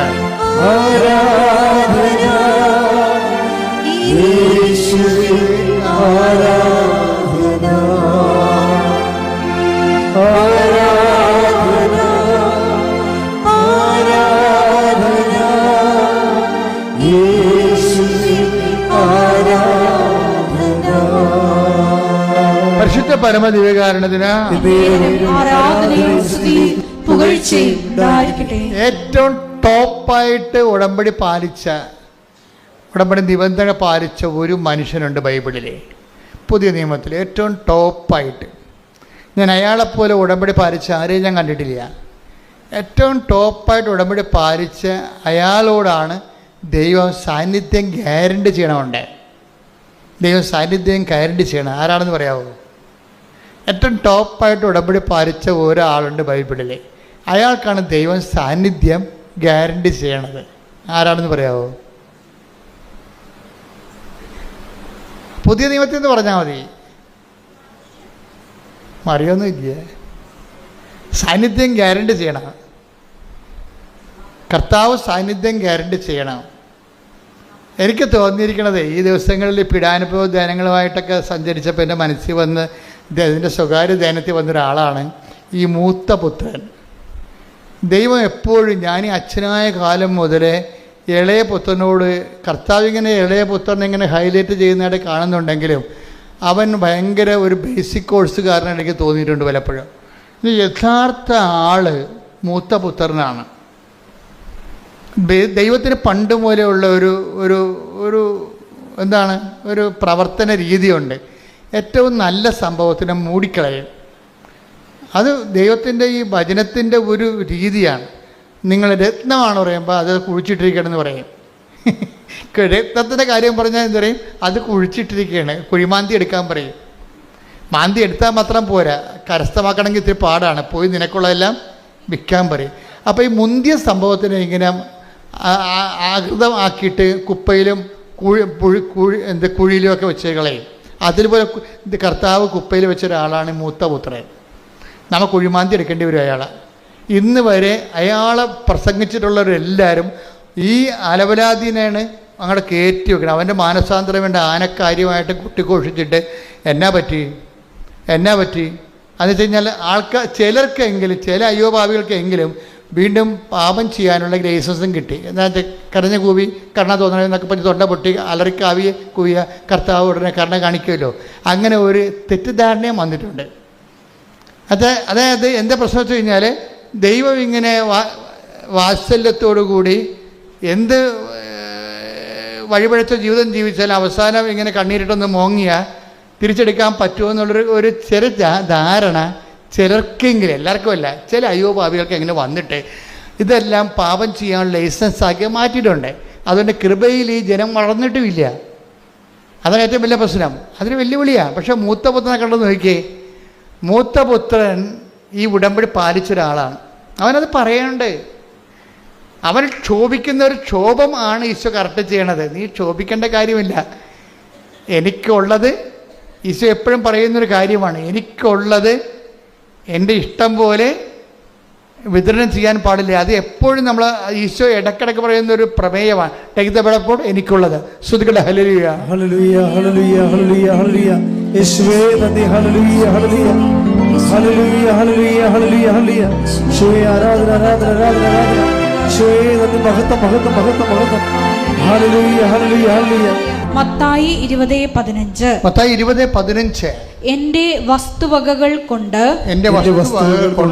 എനിക്കിഷ്ടമുള്ളത് ചെയ്യാൻ പാടില്ലെന്നോ, എനിക്കിഷ്ടമുള്ളത് ചെയ്യാൻ പാടില്ലെന്നോ, ഞാൻ നല്ലവനായതുകൊണ്ട് നീ എന്തിന് അസൂയപ്പെടുന്നു? അതാണ് മൂത്തപുത്രന്റെ പ്രശ്നം. ആകപ്പാടെ മൂത്തപുത്രന് ഒരു പ്രശ്നം ഉണ്ടെങ്കിൽ കർത്താവ് കറക്റ്റ് ചെയ്യാൻ ഉദ്ദേശിക്കുന്നത് അതാണ്. അത് കർത്താവ് മൂത്തപുത്രന് മാത്രമല്ല, അതൊരു ദൈവവചനത്തിൻ്റെ മൗലിക നിലപാടാണ്. 11-ാം മണിക്കൂറിൽ വന്ന ആൾക്കാർക്കും എന്താണ്, 1-ാം മണിക്കൂറിൽ വന്ന ആൾക്കാരുടെ അത്രയും തന്നെ കൊടുത്തു. എനിക്കുള്ളത് എനിക്കിഷ്ടമുള്ള പോലെ വിതരണം ചെയ്യാൻ പാടില്ല, ഞാൻ നല്ലവനായത് കൊണ്ട് നീ എന്തിന് അസൂയപ്പെടുന്നു? അതാണ് പ്രശ്നം. അപ്പം ഈ ഇളയ മകൻ വരുമ്പോൾ മൂത്ത മകന് പറയണ കാര്യങ്ങൾ അത് തന്നെയാണ്. എന്താ കാര്യം എന്താണ്? അവനെന്താ മൂത്തപുത്രൻ എന്തൊക്കെയാണ് പറഞ്ഞത്? വായിച്ചേ. ലൂക്ക 15:29. ലൂക്ക 15:29. എന്നാൽ അവൻ പിതാവിനോട് പറഞ്ഞു, മൂത്ത മകൻ, നോക്കൂ എത്ര വർഷമായി ഞാൻ നിനക്ക് ദാസ്യവേല ചെയ്യുന്നു. ഒരിക്കലും നിന്റെ കൽപ്പന ഞാൻ ലംഘിച്ചിട്ടില്ല. അതാണ് ഉടമ്പടി. ഉടമ്പടി തന്നെ കണ്ടില്ലേ? എങ്കിലും ഉടമ്പടി ഒരിക്കലും പാലിക്കാത്ത, ഒരിക്കലും തെറ്റിക്കാത്ത ഒരാളാണ് ഈ മൂത്ത മകൻ. കണ്ടില്ലേ? അയാളെ പറയണ്ട, ആ വചനമാണ് ഉടമ്പടിയുടെ വചനം. എന്താ പറഞ്ഞു? ഒന്ന് വായിച്ചേ. ഒരിക്കലും. അപ്പത്തിന് എത്ര നമ്പറാണ്? 15:29. ലൂക്ക 15:21. എന്താണ്? ഒരിക്കലും നിന്റെ കൽപ്പന, നിന്റെ ഉടമ്പടി ഞാൻ ലംഘിച്ചിട്ടില്ല. എങ്കിലും എന്റെ കൂട്ടുകാരോടൊത്ത് ആഹ്ലാദിക്കാൻ ഒരു ആട്ടിൻകുട്ടിയെ പോലും നീ എനിക്ക് തന്നില്ല. അപ്പൊ എന്റെ പ്രശ്നം വെച്ച് കഴിഞ്ഞാല്, ഇവൻ 11-ാം മണിക്കൂറിൽ വന്ന ആളാണ്. തമ്മിലാണ് ഇന്റർ കണക്ട് ചെയ്യണത്. ഞാൻ കണക്ട് ചെയ്യണതല്ല, ഇവിടെ ആളിരിപ്പുണ്ട്. കർത്താവ് പരിശുദ്ധാത്മാരുടെ വചനം ഇന്റർ കണക്ട് ചെയ്യണതാണ് ഈ കാണുന്നത്. അല്ല, ഞാൻ പഠിച്ചതല്ല ഈ സംഭവം. ഇതെന്താ, 11-ാം മണിക്കൂറിലാണ് ഇവൻ വന്നിരിക്കുന്നത്. ആരാണ്? ഈ ധൂർത്തപുത്രൻ. അവന് 1-ാം മണിക്കൂറിൽ വന്ന ആൾക്കാരുടെ അവന് വള കൊടുത്തു, അവന് എന്ത് കൊടുത്തു? പാദരക്ഷ കൊടുത്തു. പിന്നെ എന്ത് കൊടുത്തു? അവന് നല്ല വസ്ത്രങ്ങൾ കൊടുത്തു. 1-ാം മണിക്കൂറിൽ വന്ന ആളിനെ കൊടുത്തത് തന്നെ അവനെയും കൊടുത്തു. അപ്പോഴാണ് അവൻ പിറുപിറുത്തത്. ഈ പിറുപിറുപ്പ് ഇങ്ങനെ തുടരുകയാണ് ബൈബിളിൽ. അവൻ വീട്ടുടമസ്ഥനെതിരെ പിറുപിറുത്തു. Take the bread of God. ശ്രുതികട്ടെ ഹല്ലേലൂയ ഹല്ലേലൂയ ഹല്ലേലൂയ ഹല്ലേലൂയ.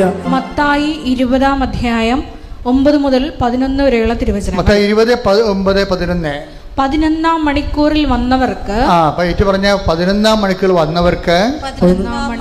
വന്നവർക്ക് ഓരോ ദനാറ ലഭിച്ചു.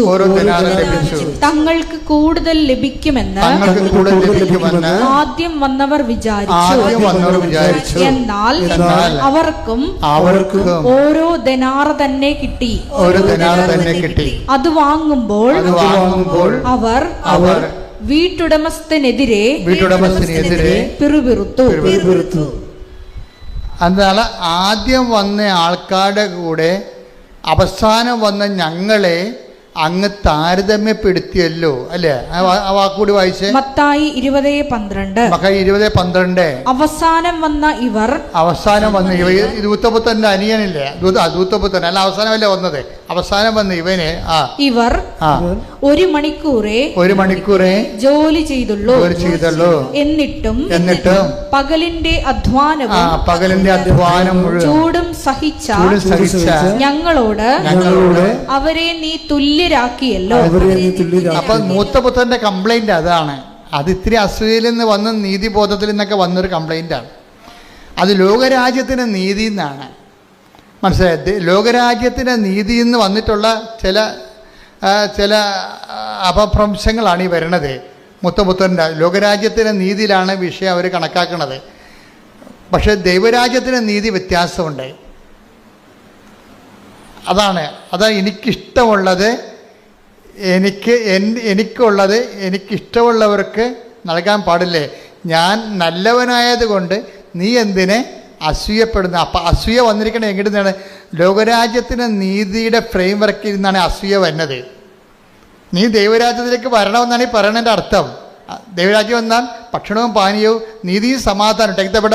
റോമ 14:17. റോമ 14:17. ദൈവരാജ്യം എന്നാൽ ഭക്ഷണവും പാനീയവുമല്ല പ്രത്യുത നീതിയും സമാധാനവും പരിശുദ്ധാത്മാവിലുള്ള സന്തോഷവുമാണ്. പരിശുദ്ധാത്മാവിന്റെ സന്തോഷം ഉറപ്പുവരുത്തുന്ന നീതി ദൈവരാജ്യത്തിൻ്റെ നീതിയാണ്. ദൈവരാജ്യത്തിൻ്റെ നീതി ദോയ് എന്നുള്ള ലോകരാജ്യ നീതിയല്ല, മറിച്ച് ദൈവത്തിൻ്റെ കരുണയിലാണ് അടിസ്ഥാനപ്പെടുത്തിയിരിക്കുന്നത്. അവ ധൂർത്തപുത്രന് കിട്ടിയിരിക്കുന്നത് ദൈവത്തിൻ്റെ കരുണയാണ് കിട്ടിയിരിക്കുന്നത്. അവിടെ കിട്ടിയിരിക്കുന്നത് എന്താണ്? ആ ഒരു താലന്താണ് ലഭിച്ചത്. അവന് ആ ഒരു താലന്ത് അവനെ കൊടുത്തു, അത്രേ ഉള്ളൂ. അത് ദൈവത്തിൻ്റെ കരുണയുടെ ഭാഗമാണ്. അപ്പം ദൈവത്തിൻ്റെ കരുണയിൽ നിനക്ക് ഇടമുണ്ടെന്നാണ് ഈ പറഞ്ഞു വെക്കുന്നതിൻ്റെ കാരണം. നിൻ്റെ അവസ്ഥ എത്ര മോശമായാലും, നിൻ്റെ പാപകരമായ ജീവിത രീതികളായാലും നീ അനുദപിച്ചാൽ നിനക്ക് ദൈവരാജ്യത്തിലേക്ക് വരാൻ കഴിയും. പക്ഷേ ദൈവരാജ്യത്തിലേക്ക് വരാൻ കഴിയുമെന്ന് പറഞ്ഞാൽ ദൈവരാജ്യത്തിൽ പല സ്ഥലങ്ങളുണ്ട്. അതാണ് പ്രശ്നം. അതാണ് ഇവിടെ വിഷയം. ദൈവരാജ്യത്തിൽ നിന്ന് നീ ഒട്ടും അകലെയല്ല. ആ ഉപഗ്രഹം പോലെ വേണേൽ പോകാൻ പറ്റും. അത് ദൈവരാജ്യത്തിൻ്റെ അകത്ത് ചെറുതും വലുതുമുണ്ട്. അത് ഈ രണ്ട് വചനവും കർത്താവ് തന്നെ പറഞ്ഞ ദൈവരാജ്യത്തിൽ പ്രവേശിച്ചെന്നും പറഞ്ഞുകൊണ്ട് ആയത്തില്ല കാര്യങ്ങൾ. ദൈവരാജ്യത്തിന് അകലെയല്ല. Take the word of God. മർക്കോസ് 12:34. പത്രോസ് 12:34. അവൻ ബുദ്ധിപൂർവം മറുപടി പറഞ്ഞു എന്ന് മനസ്സിലാക്കി യേശു പറഞ്ഞു നീ ദൈവരാജ്യത്തിൽ നിന്ന് അകലെയല്ല. അപ്പൊ ദൈവരാജ്യത്തിലാണെന്ന് പറഞ്ഞിട്ടില്ല. അതാണ് പ്രശ്നം. അവനെന്താണ് ബുദ്ധിപൂർവ്വം പറഞ്ഞ മറുപടി എന്താ? അവന് ബുദ്ധിയുണ്ട്. അവൻ പറഞ്ഞ മറുപടി എന്താ? ബുദ്ധിപൂർവ്വം വേണമെങ്കിൽ നിങ്ങൾക്ക് ഉടമ്പടി പാലിക്കാം. ഞാൻ പറയണ പോലെയൊക്കെ നിങ്ങൾ കൃത്യമായിട്ട് ചെയ്യാൻ പറ്റും. പക്ഷേ ദൈവരാജ്യത്തെ പ്രവേശിക്കാൻ നിർബന്ധമില്ല. ആ ബുദ്ധിപൂർവ്വം നമുക്ക് ഇൻ്റലക്ച്വലായിട്ട് റീസണബിളായിട്ട് വിഷയമൊക്കെ എടുക്കാൻ പറ്റും. റീസണല്ല, ബുദ്ധി തലച്ചോറല്ല ഉപയോഗിക്കേണ്ടത്, ഹൃദയമാണ് ഉപയോഗിക്കേണ്ടത്. ഉടമ്പടിയിൽ ഉപയോഗിക്കേണ്ടത് തലച്ചോറല്ല. അത് മനസ്സിലാക്കിയിട്ട് അതുപോലെ ചെയ്താൽ മതി എന്നല്ല പറയണത്. മറിച്ച് എന്താണ്? അതിനകത്ത് ഹൃദയമാണ് ഉപയോഗിക്കേണ്ടത്. ദൈവത്തെ സ്നേഹത്തിലാണ് ഇത് വർക്കൗട്ട് ചെയ്യണത്. ഒന്നൊരു വായിച്ചോളൂ. ശ്രുതികട ഹല്ലേലൂയ. അവൻ ബുദ്ധിപൂർവം മറുപടി പറഞ്ഞു എന്ന് മനസ്സിലാക്കി. അവൻ എന്ത് ബുദ്ധിപൂർവ്വമാണ് മറുപടി പറഞ്ഞത്? അവൻ്റെ മറുപടി എന്താന്ന് വായിച്ചേ? മർക്കോസ് 12:32 മുതലുള്ള തിരുവചനങ്ങൾ. മർക്കോസ് 12:32. നിയമജ്ഞൻ പറഞ്ഞു ഗുരു അങ്ങ് പറഞ്ഞത് ശരി തന്നെ. അവിടുന്ന് ഏകനാണെന്നും അവിടുന്നല്ലാതെ മറ്റൊരു ദൈവമില്ലെന്നും അവിടുത്തെ പൂർണ്ണ ഹൃദയത്തോടും പൂർണ്ണ മനസ്സോടും പൂർണ്ണ ശക്തിയോടും കൂടെ സ്നേഹിക്കുന്നതും തന്നെ പോലെ തന്നെ അയൽക്കാരനെ സ്നേഹിക്കുന്നതും എല്ലാ ദഹന ബലികളെയും യാഗങ്ങളെയും കാൾ മഹനീയമാണെന്നും അങ്ങ് പറഞ്ഞത് സത്യമാണ്. അവൻ ബുദ്ധിപൂർവം മറുപടി പറഞ്ഞു എന്ന് മനസ്സിലാക്കി യേശു പറഞ്ഞു നീ ദൈവരാജ്യത്തിൽ നിന്ന് അകലെയല്ല. അപ്പൊ ഈ സംഭവം അക്കാഡമിക് ആയിട്ട് പഠിച്ച് ബുദ്ധിപൂർവ്വം മറുപടി പറയാൻ പറ്റും, സർട്ടിഫിക്കറ്റ് കിട്ടും. ദൈവരാജ്യ പ്രവേശിക്കുന്ന നിർബന്ധമില്ല. അതാണ് സംഭവം. ഈ ഞാൻ പറയുന്ന കാര്യങ്ങളെല്ലാം നിങ്ങൾക്കതെല്ലാം പഠിച്ച് ഇതെല്ലാം മനസ്സിലാക്കിയൊക്കെ വെക്കാൻ പറ്റും. പക്ഷേ ദൈവരാജ്യത്തിൽ പ്രവേശിക്കണമെന്ന് നിർബന്ധമില്ല. അകലെ അടുത്തൊക്കെ വരാൻ പറ്റും. അത്ര കലല്ലേ ഉള്ളു. ഇത് ബുദ്ധിപൂർവമായിട്ട് മനസ്സിലാക്കേണ്ട വിഷയമല്ല ബൈബിൾ എന്നുള്ള സൂചനയാണ് വരണത്. ബുദ്ധിപൂർവമായിട്ട് അക്കാഡമിക്കലായിട്ട് മനസ്സിലാക്കേണ്ട കാര്യങ്ങളല്ല ഇത്. അക്കാഡമിക്കായിട്ട് മനസ്സിലാക്കിയിട്ട് നമുക്ക് കയ്യും കെട്ടി ഇരുന്നാൽ ദൈവരാജ്യത്തിന് അകത്ത് കയറാൻ പറ്റത്തില്ല. പക്ഷേ എന്താണ് പിന്നെ എങ്ങനെ അകത്ത് കയറണത്? ഈ കൽപ്പന എത്രയും ചെറുതായാലും ശരി. Take the word of God. Mathai 5:19. Mathai 5:19.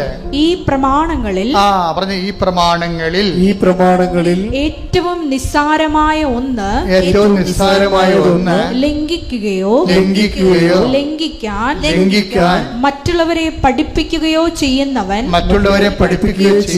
സ്വർഗരാജ്യത്തിൽ ചെറിയവനെന്ന് വിളിക്കപ്പെടും. പണ്ടത് അകലെയെന്നാ പറഞ്ഞത്. കൽപ്പനകളെ കുറിച്ച് ബുദ്ധിപരമായി മനസ്സിലാക്കുന്നവൻ ദൈവരാജ്യത്തിന് പുറത്താണ്.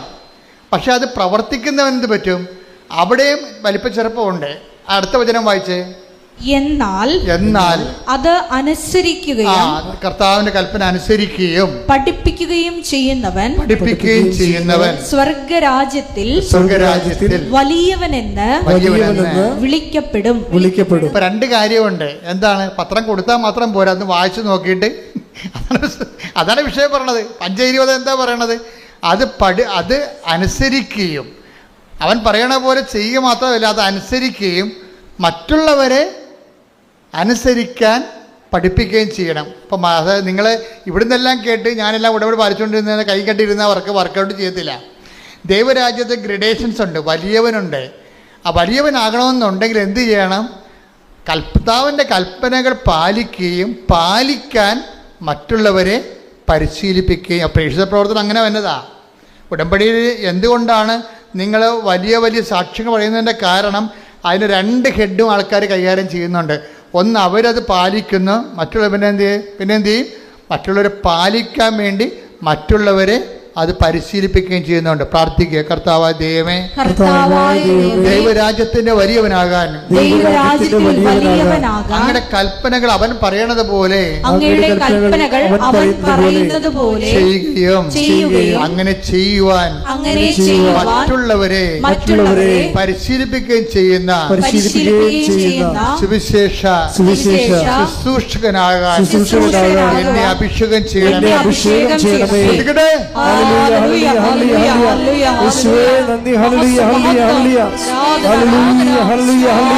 ഈ ലോകരാജ്യത്തിൽ നിന്നുണ്ടായിട്ടുള്ള താരതമ്യത്തിന്റെ ഒരു അസൂയുണ്ടല്ല, അത് ഈ ധൂർത്തപുത്രനൊന്ന് ക്ലീൻ ചെയ്യണമെന്നുണ്ടെങ്കിൽ ഇവൻ ദൈവരാജ്യത്തിലെ വലിയവനാകും. മൂത്തമകൻ്റെ പ്രശ്നം അതാണ്. ഈ ലോകരാജ്യത്തിൻ്റെ ഒരു മുഴക്കോല് വെച്ചിട്ടുണ്ടാണ് ഈ ഇളയവൻ തിരിച്ചു വന്നപ്പോൾ അപ്പൻ അവന് വേണ്ടി കൊടുത്ത കാളക്കുട്ടിയെ കൊന്നപ്പോൾ ഇവന് സങ്കടം വന്നത്. അത് ലോകരാജ്യം, അവൻ പഠിച്ചു വെച്ച ലോകരാജ്യത്തിൻ്റെ രീതിയാണ്. പക്ഷെ അപ്പൻ പുറത്തേക്ക് വന്നിട്ട് അവനോട് സാഷ്ടാംഗം പറയുന്നുണ്ട്. അപ്പൻ പുറത്തേക്ക് വരുന്നുണ്ടേ. മൂത്തമകൻ മോശക്കാരനായിരുന്നെങ്കിൽ അപ്പൻ പുറത്തു വരത്തില്ല. അവൻ പുറത്തു വന്നിട്ട് അവനെ സാന്ത്വനപ്പെടുത്താൻ നോക്കിയെന്നാണ് പറയണത്. അച്ഛൻ്റെ കാര്യം എന്താണ്? അവൻ ഭയങ്കര വിലപ്പെട്ടവനാണ്. അവൻ കെറിച്ച് പോകാനാ വേദനിക്കാനാ അപ്പൻ ഇഷ്ടപ്പെടുന്നില്ല. മുത്തമകന് കാര്യം അവൻ സ്വകരാജ്യത്തിലെ വലിയവനാകണമെങ്കിൽ ഇവനെപ്പോലല്ല. അവൻ ഈ തിരിച്ചു വന്നവൻ കാറിക്കൂവി കർണ തോന്നണെന്നൊക്കെ പറഞ്ഞ് തൊണ്ട പൊട്ടിച്ച് വന്നിട്ടുള്ള ഈ കക്ഷിയില്ലേ, അയാൾ സ്വർഗരാജ്യത്ത് ചെറിയ ആളാണ്, മറ്റവൻ വലിയവനാണ്. എന്താ കാര്യം? അവൻ പറയുന്നുണ്ട്, ഇത്ര കാലം നിൻ്റെ ഒരു കൽപ്പന പോലും ഞാൻ ലംഘിച്ചിട്ടില്ല, ഒരു കുഞ്ഞാടിനെ പോലും. ശ്രുതികട ഹല്ലേലൂയ. 15:28 മുതലുള്ള തിരുവചനങ്ങൾ. 15:28. അവൻ കോപിച്ച് അകത്ത് കയറാൻ വിസമ്മതിച്ചു. പിതാവ് പുറത്തു വന്ന് പിതാവ് പുറത്തു വന്ന് അവനോട് സാന്ത്വനങ്ങൾ പറഞ്ഞു. എന്ത് രസമാ! അവനോട് സാന്ത്വനങ്ങൾ പറഞ്ഞു. എന്നാൽ പട്ടാങ്ങി പറയണേ, സ്വകരാജ്യത്തെ വലിയവനാണ് അവൻ. അവനോട് പട്ടാങ്ങി പറയും. കാര്യം എന്താണ്? അവൻ ക്ലീൻ ചിട്ടുള്ളവനാണ്. അവൻ പറയുന്നുണ്ട്. എന്നാൽ അവൻ പിതാവിനോട് പറഞ്ഞു, നോക്കൂ, എന്നെ വഴക്കേണ്ട കാര്യമില്ല, എൻ്റെ മനസ്സ് ചങ്ക് വേദനിക്കുകയാണ്, എനിക്ക് ഉൾക്കൊള്ളാൻ പറ്റണില്ല എന്നൊക്കെ പറഞ്ഞു. അവൻ കുറേ കാര്യം പറഞ്ഞു. നോക്കൂ, എത്ര വർഷമായി ഞാൻ നിനക്ക് ദാസ്യവേല ചെയ്യുന്നു. ഒരിക്കലും നിന്റെ കൽപ്പന, അതാണ് ഉടമ്പടി എന്ന് ഞാൻ പറയണത്, നിന്റെ കൽപ്പന ഞാൻ ലംഘിച്ചിട്ടില്ല.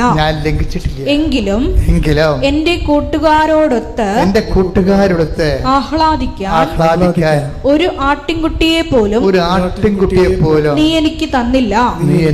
എന്നാൽ വേശ്യകളോട് കൂട്ടുചേർന്ന് നിന്റെ സ്വത്തെല്ലാം ദൂർത്തടിച്ച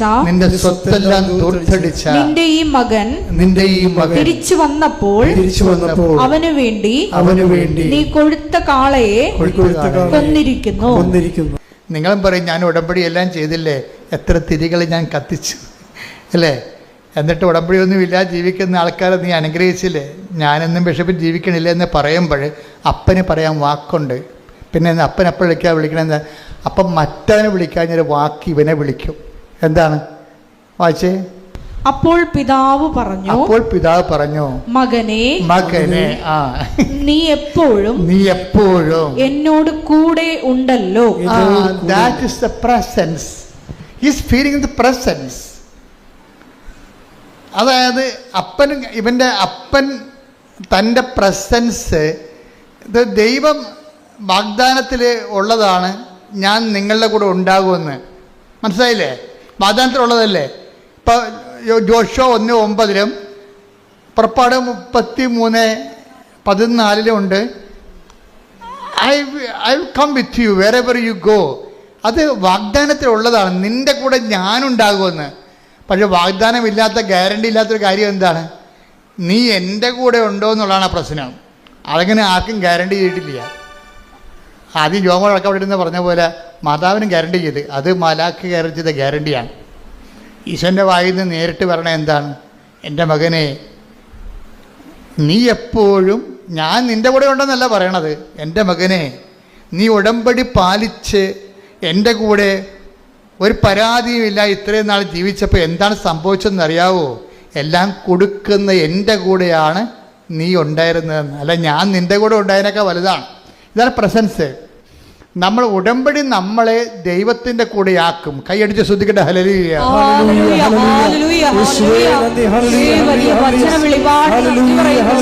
എൻ്റെ ദൈവബദ്ധ ഇപ്പോൾ പരിശുദ്ധാത്മാവ് അച്ഛനിലൂടെ എന്താ പറയണത്? ദൈവബദ്ധ നീ ദൈവം ഇങ്ങോട്ട് തരാനുള്ള രീതിയിലാണ് കണക്ക് അവസാനിക്കേണ്ടത്. നമ്മുടെ ജീവിതത്തിൻ്റെ കണക്ക് അവസാനിക്കുമ്പോൾ ദൈവം ഇങ്ങോട്ട് തരാനുണ്ടാകണം. മനസ്സിലായില്ലേ? ഈ കണക്ക് ക്യാരി ഓവർ, നിത്യതയിലേക്കുള്ള പേജിലേക്ക് ക്യാരി ഓവർ ചെയ്യുമ്പോൾ നമ്മൾക്ക് ദൈവം ഇങ്ങോട്ട് തരാനുള്ള രീതിയിലാണ് ഈ മൂത്തപുത്രൻ്റെ കണക്ക് അവസാനിക്കുന്നത്. എന്താണുള്ളത്?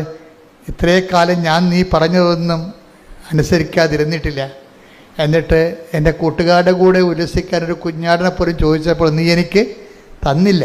അപ്പം അപ്പം പറഞ്ഞ വാക്കെന്താണ്? എൻ്റെ മകനെ എനിക്കുള്ളതെല്ലാം. ആ വാക്ക വായിച്ചേ. അപ്പോൾ പിതാവ് പറഞ്ഞു, നീ എപ്പോഴും എന്നോട് കൂടെ ഉണ്ടല്ലോ. ഞാൻ നിന്നോട് കൂടെ ഉള്ള കാര്യമല്ല ഇപ്പൊ പറയണത്. നീ എപ്പോഴും ആ ഉടമ്പടി ജീവിക്കുന്ന വ്യക്തി എന്താണ്? നീ എപ്പോഴും എൻ്റെ കൂടെ ഉണ്ടല്ലോ. എനിക്കുള്ളതെല്ലാം നിന്റേതാണ്. അതാണ് ഞാൻ ദൈവരാജ്യത്തിലെ വലിയവനാണ് അവനെന്ന് പറയണത്. മറ്റവൻ ചെറിയവനാണ്. അപ്പം അനുതാപപ്പെട്ട് കരുണ തോന്നണമെന്ന് വിളിച്ചു കൂവി അവസാനം 11 മണിക്കൂറിൽ എത്തുന്നേക്കാൾ നല്ലതാണ് മര്യാദയ്ക്ക് ദൈവത്തിൻ്റെ കൂടെ വചനം കേട്ടും പാലിച്ചും ജീവിച്ചും ദൈവത്തിൽ നിന്ന് ചില പ്രാർത്ഥനകൾക്ക് ഉത്തരം കിട്ടിയില്ലെങ്കിലും വിശ്വസ്തയോടെ നിന്നും വരുമ്പോൾ എന്താണ് സംഭവിക്കുന്നത്? മത്തായി 5:19 എന്നാൽ അതനുസരിക്കുകയും പഠിപ്പിക്കുകയും ചെയ്യുന്നവൻ സ്വർഗരാജ്യത്തിൽ വലിയവനെന്ന് വിളിക്കപ്പെടും. മനസ്സിലായില്ലേ? സ്വർഗരാജ്യത്തിൽ പോലും വലിയവനും ചെറിയവനുണ്ട്. അത് ഈ ചെറിയവനെന്ന് പറയുന്നതാണ് ഈ ധൂർത്തപുത്രൻ. വലിയവനെന്ന് പറയുന്നത് ആരാണ്? മൂത്ത മകനാണത്. അവന് ചിലപ്പോൾ അവൻ ഉടമ്പടി പാലിച്ചൊക്കെ ജീവിക്കും. ചിലപ്പോൾ അത്യാവശ്യ സമയത്ത് ദൈവം അവന് ഉപകരിക്കത്തില്ലെന്ന് വരും. പക്ഷെ അവനവിടെ നിൽക്കും. അങ്ങനെ നിൽക്കണം എന്നാണ് അപ്പം ആഗ്രഹിക്കണത്. പരാതികളില്ലാതെ നിൽക്കണം. പക്ഷെ അവൻ പ്രഷ്യസ് ആണ്. ഈ അപ്പം കാണിക്കുന്ന പരവേശം ഒന്നും ഇളയനെ ഇറങ്ങിപ്പോയപ്പോൾ കാണിച്ചില്ലല്ല. അവൻ എൻ്റെ ഓഹരി നിങ്ങളുടെ തയ്ക്കുക, എനിക്ക് എൻ്റെ വഴി നിങ്ങളുടെ വഴിയെന്നും പറഞ്ഞുകൊണ്ട് ചോദിച്ചപ്പോൾ കിടക്കുന്ന ചട്ടി കളഞ്ഞു വെട്ടിമുറിച്ച് പകുതി കൊടുത്തല്ല. അവൻ വീട്ടിൽ പുറത്ത് പോയിട്ട് അപ്പം കയറി പുറത്തിറങ്ങുകയോ മോനെ പോയല്ലേ മോനെ, നമ്മൾ തറവാടായിട്ട് ഒരുമിച്ച് ജീവിക്കണമല്ലേ, നമ്മുടെ കൂടെ തറവാടിന് മോശമില്ല, നിൻ്റെ ആത്മാവ് നഷ്ടപ്പെട്ട് ഒരു പട്ടാൻ ഞാൻ പറഞ്ഞില്ല, പോയി തൊലയേണ്ടത് പറയും. അതാണ് ആ നിലപടിയുന്നത്. എന്ന് ഇവൻ പോകുമെന്ന് പറഞ്ഞപ്പോൾ അവനെ പിടിച്ചു നിർത്തി. മൂത്താൻ പോയപ്പോൾ അപ്പം വിഷയം മാറി, അവനെ സാന്ത്വനപ്പെടുത്താൻ തുടങ്ങിയെന്നാണ്. എന്നാൽ ഈ സാന്ത്വനം നേരത്തെ ആകുമായിരുന്നില്ല. നമ്മുടെ കയ്യിരിപ്പനുസരിച്ചാണ് ദൈവം നമുക്ക് സാന്ത്വനം വേണം സാന്ത്വനം വേണ്ടതെന്ന് തീരുമാനിക്കണത്. നിസ്സാര കാര്യമല്ല ഈ പറഞ്ഞു വരണത്, സീരിയസ് ആണ് വിഷയം സീരിയസ് ആണ്. നിങ്ങൾക്ക് പാപം ചെയ്യാൻ 1 by 1 ആയിട്ട് ദൈവം അനുവദിക്കുന്നുണ്ടെങ്കിൽ നിങ്ങൾക്കൊന്നും സംഭവിച്ചത് നിങ്ങൾ പറയരുത്. നിങ്ങൾക്ക് സംഭവിക്കാനുള്ള എല്ലാം സംഭവിച്ചു കഴിഞ്ഞു. എന്താ? നിങ്ങൾക്ക് നഷ്ടപ്പെട്ട ദൈവത്തിൻ്റെ രാജ്യമാണ്. എനിക്കുള്ളതെല്ലാം ലോകത്തുള്ളതെല്ലാം നിനക്ക് കിട്ടി, പക്ഷേ എനിക്കുള്ളതെല്ലാം അത് ഇവന് ചെരുപ്പ് മോതിരമൊക്കെ കിട്ടുന്നതെല്ലാം പറഞ്ഞിട്ട് കാര്യമില്ല. അവസാന പ്രമാണത്തിൽ എഴുതി വെച്ചിട്ടുണ്ട്. ആദ്യം വന്നവന് ചെരുപ്പ് മോതിരം, ഇളയ മകൻ തിരിച്ചു വന്നിട്ടുണ്ട്, അവന് ചെരുപ്പ് കൊടുക്കണം, അവന് മോതിരം കൊടുക്കണം, വസ്ത്രം കൊടുക്കണം. താഴെ അപ്പം എഴുതി വെച്ചിരിക്കണം ബാക്കിയുള്ളതെല്ലാം എൻ്റെ മൂത്തവന് കൊടുക്കണമെന്ന്. എനിക്കുള്ളതെല്ലാം ആ പ്രമാണം അവസാനിക്കണം. അങ്ങനെയാണ്. കർത്താവിൻ്റെ കഥയിലൊന്നും മിസ്റ്റേക്കില്ല. നമ്മൾ മനസ്സിലാക്കിയതിലാണ് മിസ്റ്റേക്ക്. കർത്താവിൻ്റെ പ്രമാണം ഇതെല്ലാം, ഈ മോതിരവും ചെരുപ്പും എല്ലാം ആദ്യം എഴുതിയപ്പോൾ നമ്മൾ ഓർത്തതെല്ലാം അവൻ്റെ കഥ. പക്ഷെ പ്രമാണം അവസാനിക്കുമ്പോൾ പറയും എനിക്കുള്ളതെല്ലാം നിനക്കുള്ളതാണ്. അതെഴുതി അപ്പൻ ഒപ്പിട്ട് കളയും, തീർന്നു. മറ്റവൻ ഞൊട്ടി. അപ്പം ആവശ്യമില്ലാത്ത അഭ്യാസം കാണിച്ച് പിന്നീട് ദൈവത്തിൻ്റെ കരുണയ്ക്ക് വേണ്ടി ആർത്ത് വിളിച്ച് തിരിച്ചു വരണം, അങ്ങനെ സീനുണ്ടാക്കുന്നതിനേക്കാൾ നല്ലത് നമ്മളൊക്കെ ദൈവത്തിന് വല്ല പ്രാർത്ഥന അധികം കേൾക്കണില്ല എന്നുണ്ടെങ്കിലും ദൈവത്തിൻ്റെ സ്നേഹത്തിൻ്റെ കൂടെയാണ് നമ്മളെന്നുള്ള ബോധത്തിൽ നിൽക്കുന്ന കരുത്തുള്ള ഒരു സുവിശേഷ വ്യക്തിത്വമുണ്ട്. അതാണ് ഉടമ്പടി അവസാനം ലക്ഷ്യം വെക്കുന്നത്. കൈയടിച്ച് ശ്രദ്ധിക്കട്ടെ. ഹല്ലേലൂയ.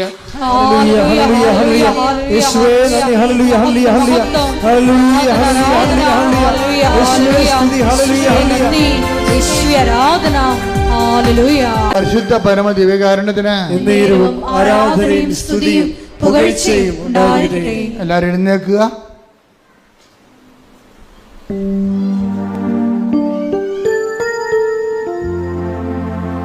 നമുക്ക് രോഗസൗഖ്യ പ്രാർത്ഥനയ്ക്ക് പ്രവേശിക്കാം. പരിശുദ്ധ പരമ ദിവ്യകാരുണ്യത്തിന് എന്നേരവും ആരാധനയും സ്തുതിയും പുകഴ്ചയും ഉണ്ടായിരിക്കട്ടെ. പരിശുദ്ധ പരമ ദിവ്യകാരുണ്യത്തിന് എന്നേരവും ആരാധനയും സ്തുതിയും പുകഴ്ചയും ഉണ്ടായിരിക്കട്ടെ. പരിശുദ്ധ പരമ ദിവ്യകാരുണ്യത്തിന് എന്നേരവും ആരാധനയും സ്തുതിയും പുകഴ്ചയും ഉണ്ടായിരിക്കട്ടെ. അച്ഛൻ പ്രാർത്ഥിച്ചുകൊണ്ടിരിക്കുമ്പോൾ ഈശോ നിങ്ങൾ അനുഗ്രഹിക്കുന്ന സമയമാണ്.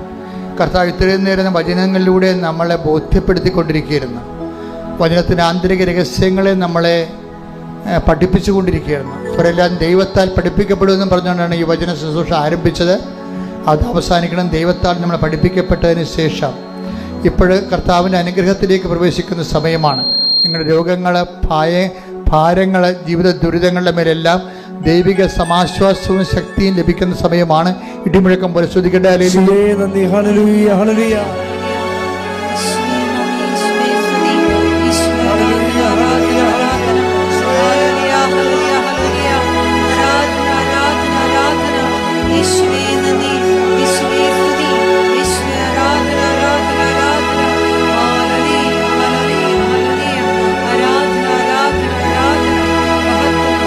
കർത്താവ് നിന്റെ ഉന്നതമായ നാമത്തിന് സ്വസ്ഥം ചെയ്യുന്ന കർത്താവ് നിന്റെ വിശുദ്ധ പൗരോഹിത്യത്തെ മഹത്വപ്പെടുത്തണം. കർത്താവ് സഭയിലുള്ള സാന്നിധ്യം പ്രകടമാക്കണം. 39 വർഷം ഞാൻ അർപ്പിച്ച കുർബാനയുടെ യോഗ്യതയാൽ കൃപാസനത്താറെ ജീവനോടെ പ്രത്യക്ഷപ്പെട്ട പരിശുദ്ധ അമ്മയുടെ മാധ്യസ്ഥതയിലെ ഈ അൾത്താറയിൽ നടന്ന ആയിരക്കണക്കിന് ആരാധന ശക്തിയാൽ മാറിയ രോഗങ്ങളെ, തീരാവ്യാധികൾ, ജീവിത ദുരിതങ്ങളെ യേശുവിന്റെ നാമത്തിൽ മാറിപ്പോകട്ടെ. ശ്രദ്ധിക്കട്ടെ.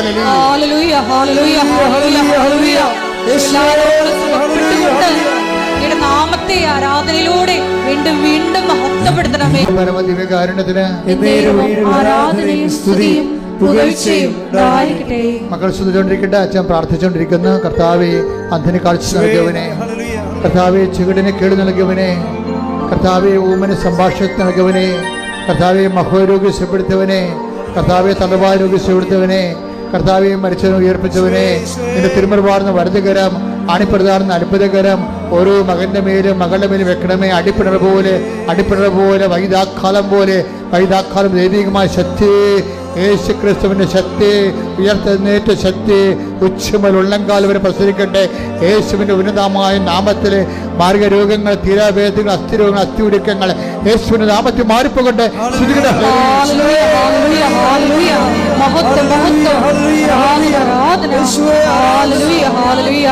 പരമദിവ്യകാരുണ്യത്തിന്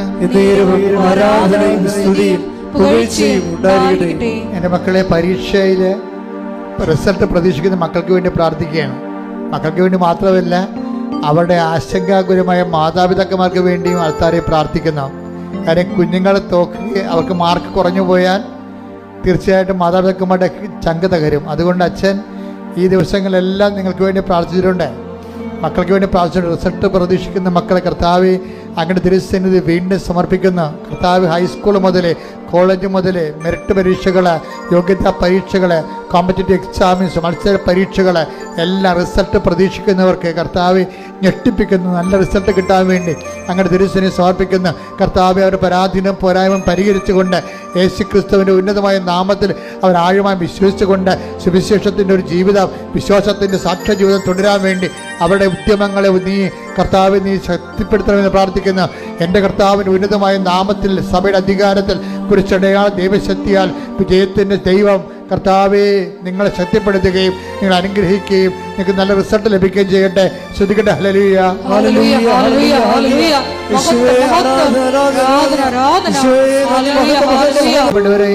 സ്വകാര്യമായ പ്രതിസന്ധി ഇരിക്കുന്നവരെയാണ് അച്ഛനിപ്പോൾ ഓർക്കുന്നത്. ചില വ്യക്തികൾ ചില വിഷയങ്ങളിൽ കുരുങ്ങിയിരിപ്പുണ്ടാകും. അവർക്ക് സഹിക്കാനാവാത്ത ചങ്കിന് വേദന അനുഭവിക്കുന്നവരുണ്ടാകും. അവരെ ഞാൻ ഇപ്പോഴേക്ക് അൾത്താറയിൽ സമർപ്പിക്കുന്നു. ഇപ്പോഴും അച്ഛൻ ഞങ്ങളുടെ വിഷമ സ്വകാര്യ ദുഃഖങ്ങൾ പറയണം എന്നാഗ്രഹിക്കുന്നവർക്ക് കർത്താവിൻ്റെ അരുളപ്പാടാണിത്. കർത്താവ് നിങ്ങളെ ആശ്വസിപ്പിക്കുന്ന നിങ്ങളുമായി ബന്ധപ്പെട്ട വിഷയങ്ങൾ, നിങ്ങൾക്ക് ദുഃഖവും ഭാരവും ഉണ്ടാക്കുന്ന ജനങ്ങളുടെ സംസാരങ്ങൾ, അതുപോലെ തന്നെ മറ്റ് കേസുകൾ, വഴക്കുകൾ, നിങ്ങൾക്കെതിരെ പതിയിരിക്കുന്നവർ, നിങ്ങളുടെ പ്രാണനെ തോൽപ്പിക്കാൻ നോക്കുന്നവർ, നിങ്ങളുടെ ജീവിതത്തിൻ്റെ തകർച്ച ആഗ്രഹിക്കുന്നവർ, നിങ്ങളെ പുറത്താക്കാൻ ഉദ്ദേശിക്കുന്നവർ, നിങ്ങളുടെ ജോലി നഷ്ടപ്പെടുത്താൻ ഉദ്ദേശിക്കുന്നവർ, നിങ്ങളുടെ ഭാഗധേയങ്ങളും ഓഹരികളും നശിപ്പിക്കാൻ ഉദ്ദേശിക്കുന്നവർ, നിങ്ങൾക്കെതിരെ ഗ്രൂപ്പ് കൂടുന്നവർ, യേശു ക്രിസ്തുവിൻ്റെ ഉന്നതമായ നാമത്തിൽ കൃപാസമർത്താരെ ജീവനുടെ പ്രത്യക്ഷപ്പെട്ട പരിശുദ്ധ അമ്മയുടെ ശക്തിയാൽ യേശുവിൻ്റെ ഉന്നതമായ നാമത്തിൽ അമ്മയുടെ മധ്യസ്ഥത്തിൽ നിങ്ങൾക്കെതിരെയുള്ള നാരക ശക്തികൾ യേശുവിൻ്റെ നാമത്തിൽ നിഗനിക്കപ്പെടട്ടെ. ശ്രുതികട്ടെ. ഹല്ലേലൂയ, ഹല്ലേലൂയ, ഹല്ലേലൂയ, ഹല്ലേലൂയ, ഹല്ലേലൂയ. ദുരിതങ്ങളെയും തടസ്സങ്ങളെയും ആരാധനയിലൂടെ എടുത്തു മാറ്റണമേ എന്ന് പ്രാർത്ഥിക്കുന്നു. പ്രത്യക്ഷീകരണത്തിന്റെ സാക്ഷികളാകുന്ന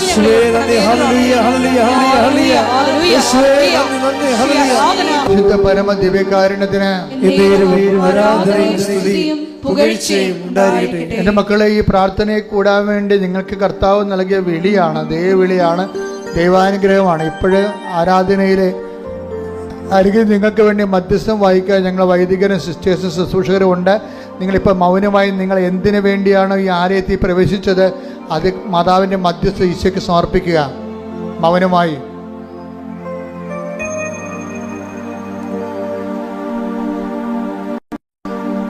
വീണ്ടും ശ്രുതിക്കട്ടെ, ശ്രുതിക്കട്ടെ. ഹല്ലേലൂയ, ഹല്ലേലൂയ, ഹല്ലേലൂയ, ഹല്ലേലൂയ.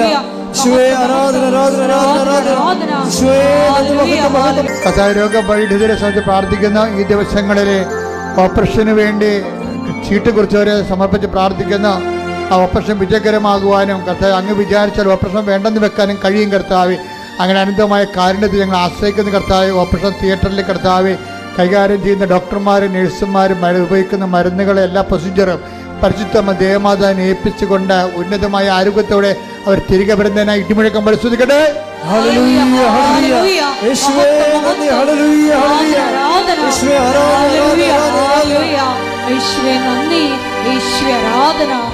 ആഴ്ച ജോലി അന്വേഷിച്ച് പോകുന്നവരെ, സർവീസ് സംബന്ധമായ കാര്യത്തിൽ പോകുന്നവരെ, യാത്ര സംബന്ധമായ കാര്യത്തിന് വേണ്ടി പോകുന്നത്, സാങ്കേതികമായ നിയമപരമായ വിഷയങ്ങൾക്ക് വേണ്ടി പോകുന്നവരെ, വീട്ടിൽ നിന്ന് ഓരോരോ ഉദ്യമങ്ങൾക്ക് വേണ്ടി ഇറങ്ങുന്നവരെല്ലാവരും പരിശുദ്ധ അമ്മ ദേവമാതാ കൃപാസാൽത്താറെ ജീവനോടെ പ്രത്യക്ഷയുടെ പരിശുദ്ധമ്മയുടെ പ്രത്യക്ഷീകരണത്തെ സ്ഥിരീകരണത്തിനായി ദൈവത്തിൻ്റെ അടയാളം, സ്വർഗീയ അടയാളം ഞാൻ നിനക്ക് ദൂതനയക്കും നല്ല കർത്താവിൻ്റെ ദൂതൻ്റെ സാന്നിധ്യം നിന്റെ നീ പോകുന്നിടത്തിൽ അനുഭവവേദ്യമാകുന്നതിന് വേണ്ടി ഇടിമുഴക്കം പരിശോധിക്കട്ടെ. ഹല്ലേലൂയ, ഹല്ലേലൂയ, ഹല്ലേലൂയ, ഹല്ലേലൂയ, ഹല്ലേലൂയ, ഹല്ലേലൂയ, ഹല്ലേലൂയ, ഹല്ലേലൂയ. യേശുവേ ആരാധന ആരാധന ആരാധന യേശുവേ നന്ദി മഹത്വം മഹത്വം മഹത്വം. ഹല്ലേലൂയ. മുട്ടയിൽ നിന്ന് മൗനമായി പ്രാർത്ഥിക്കുക.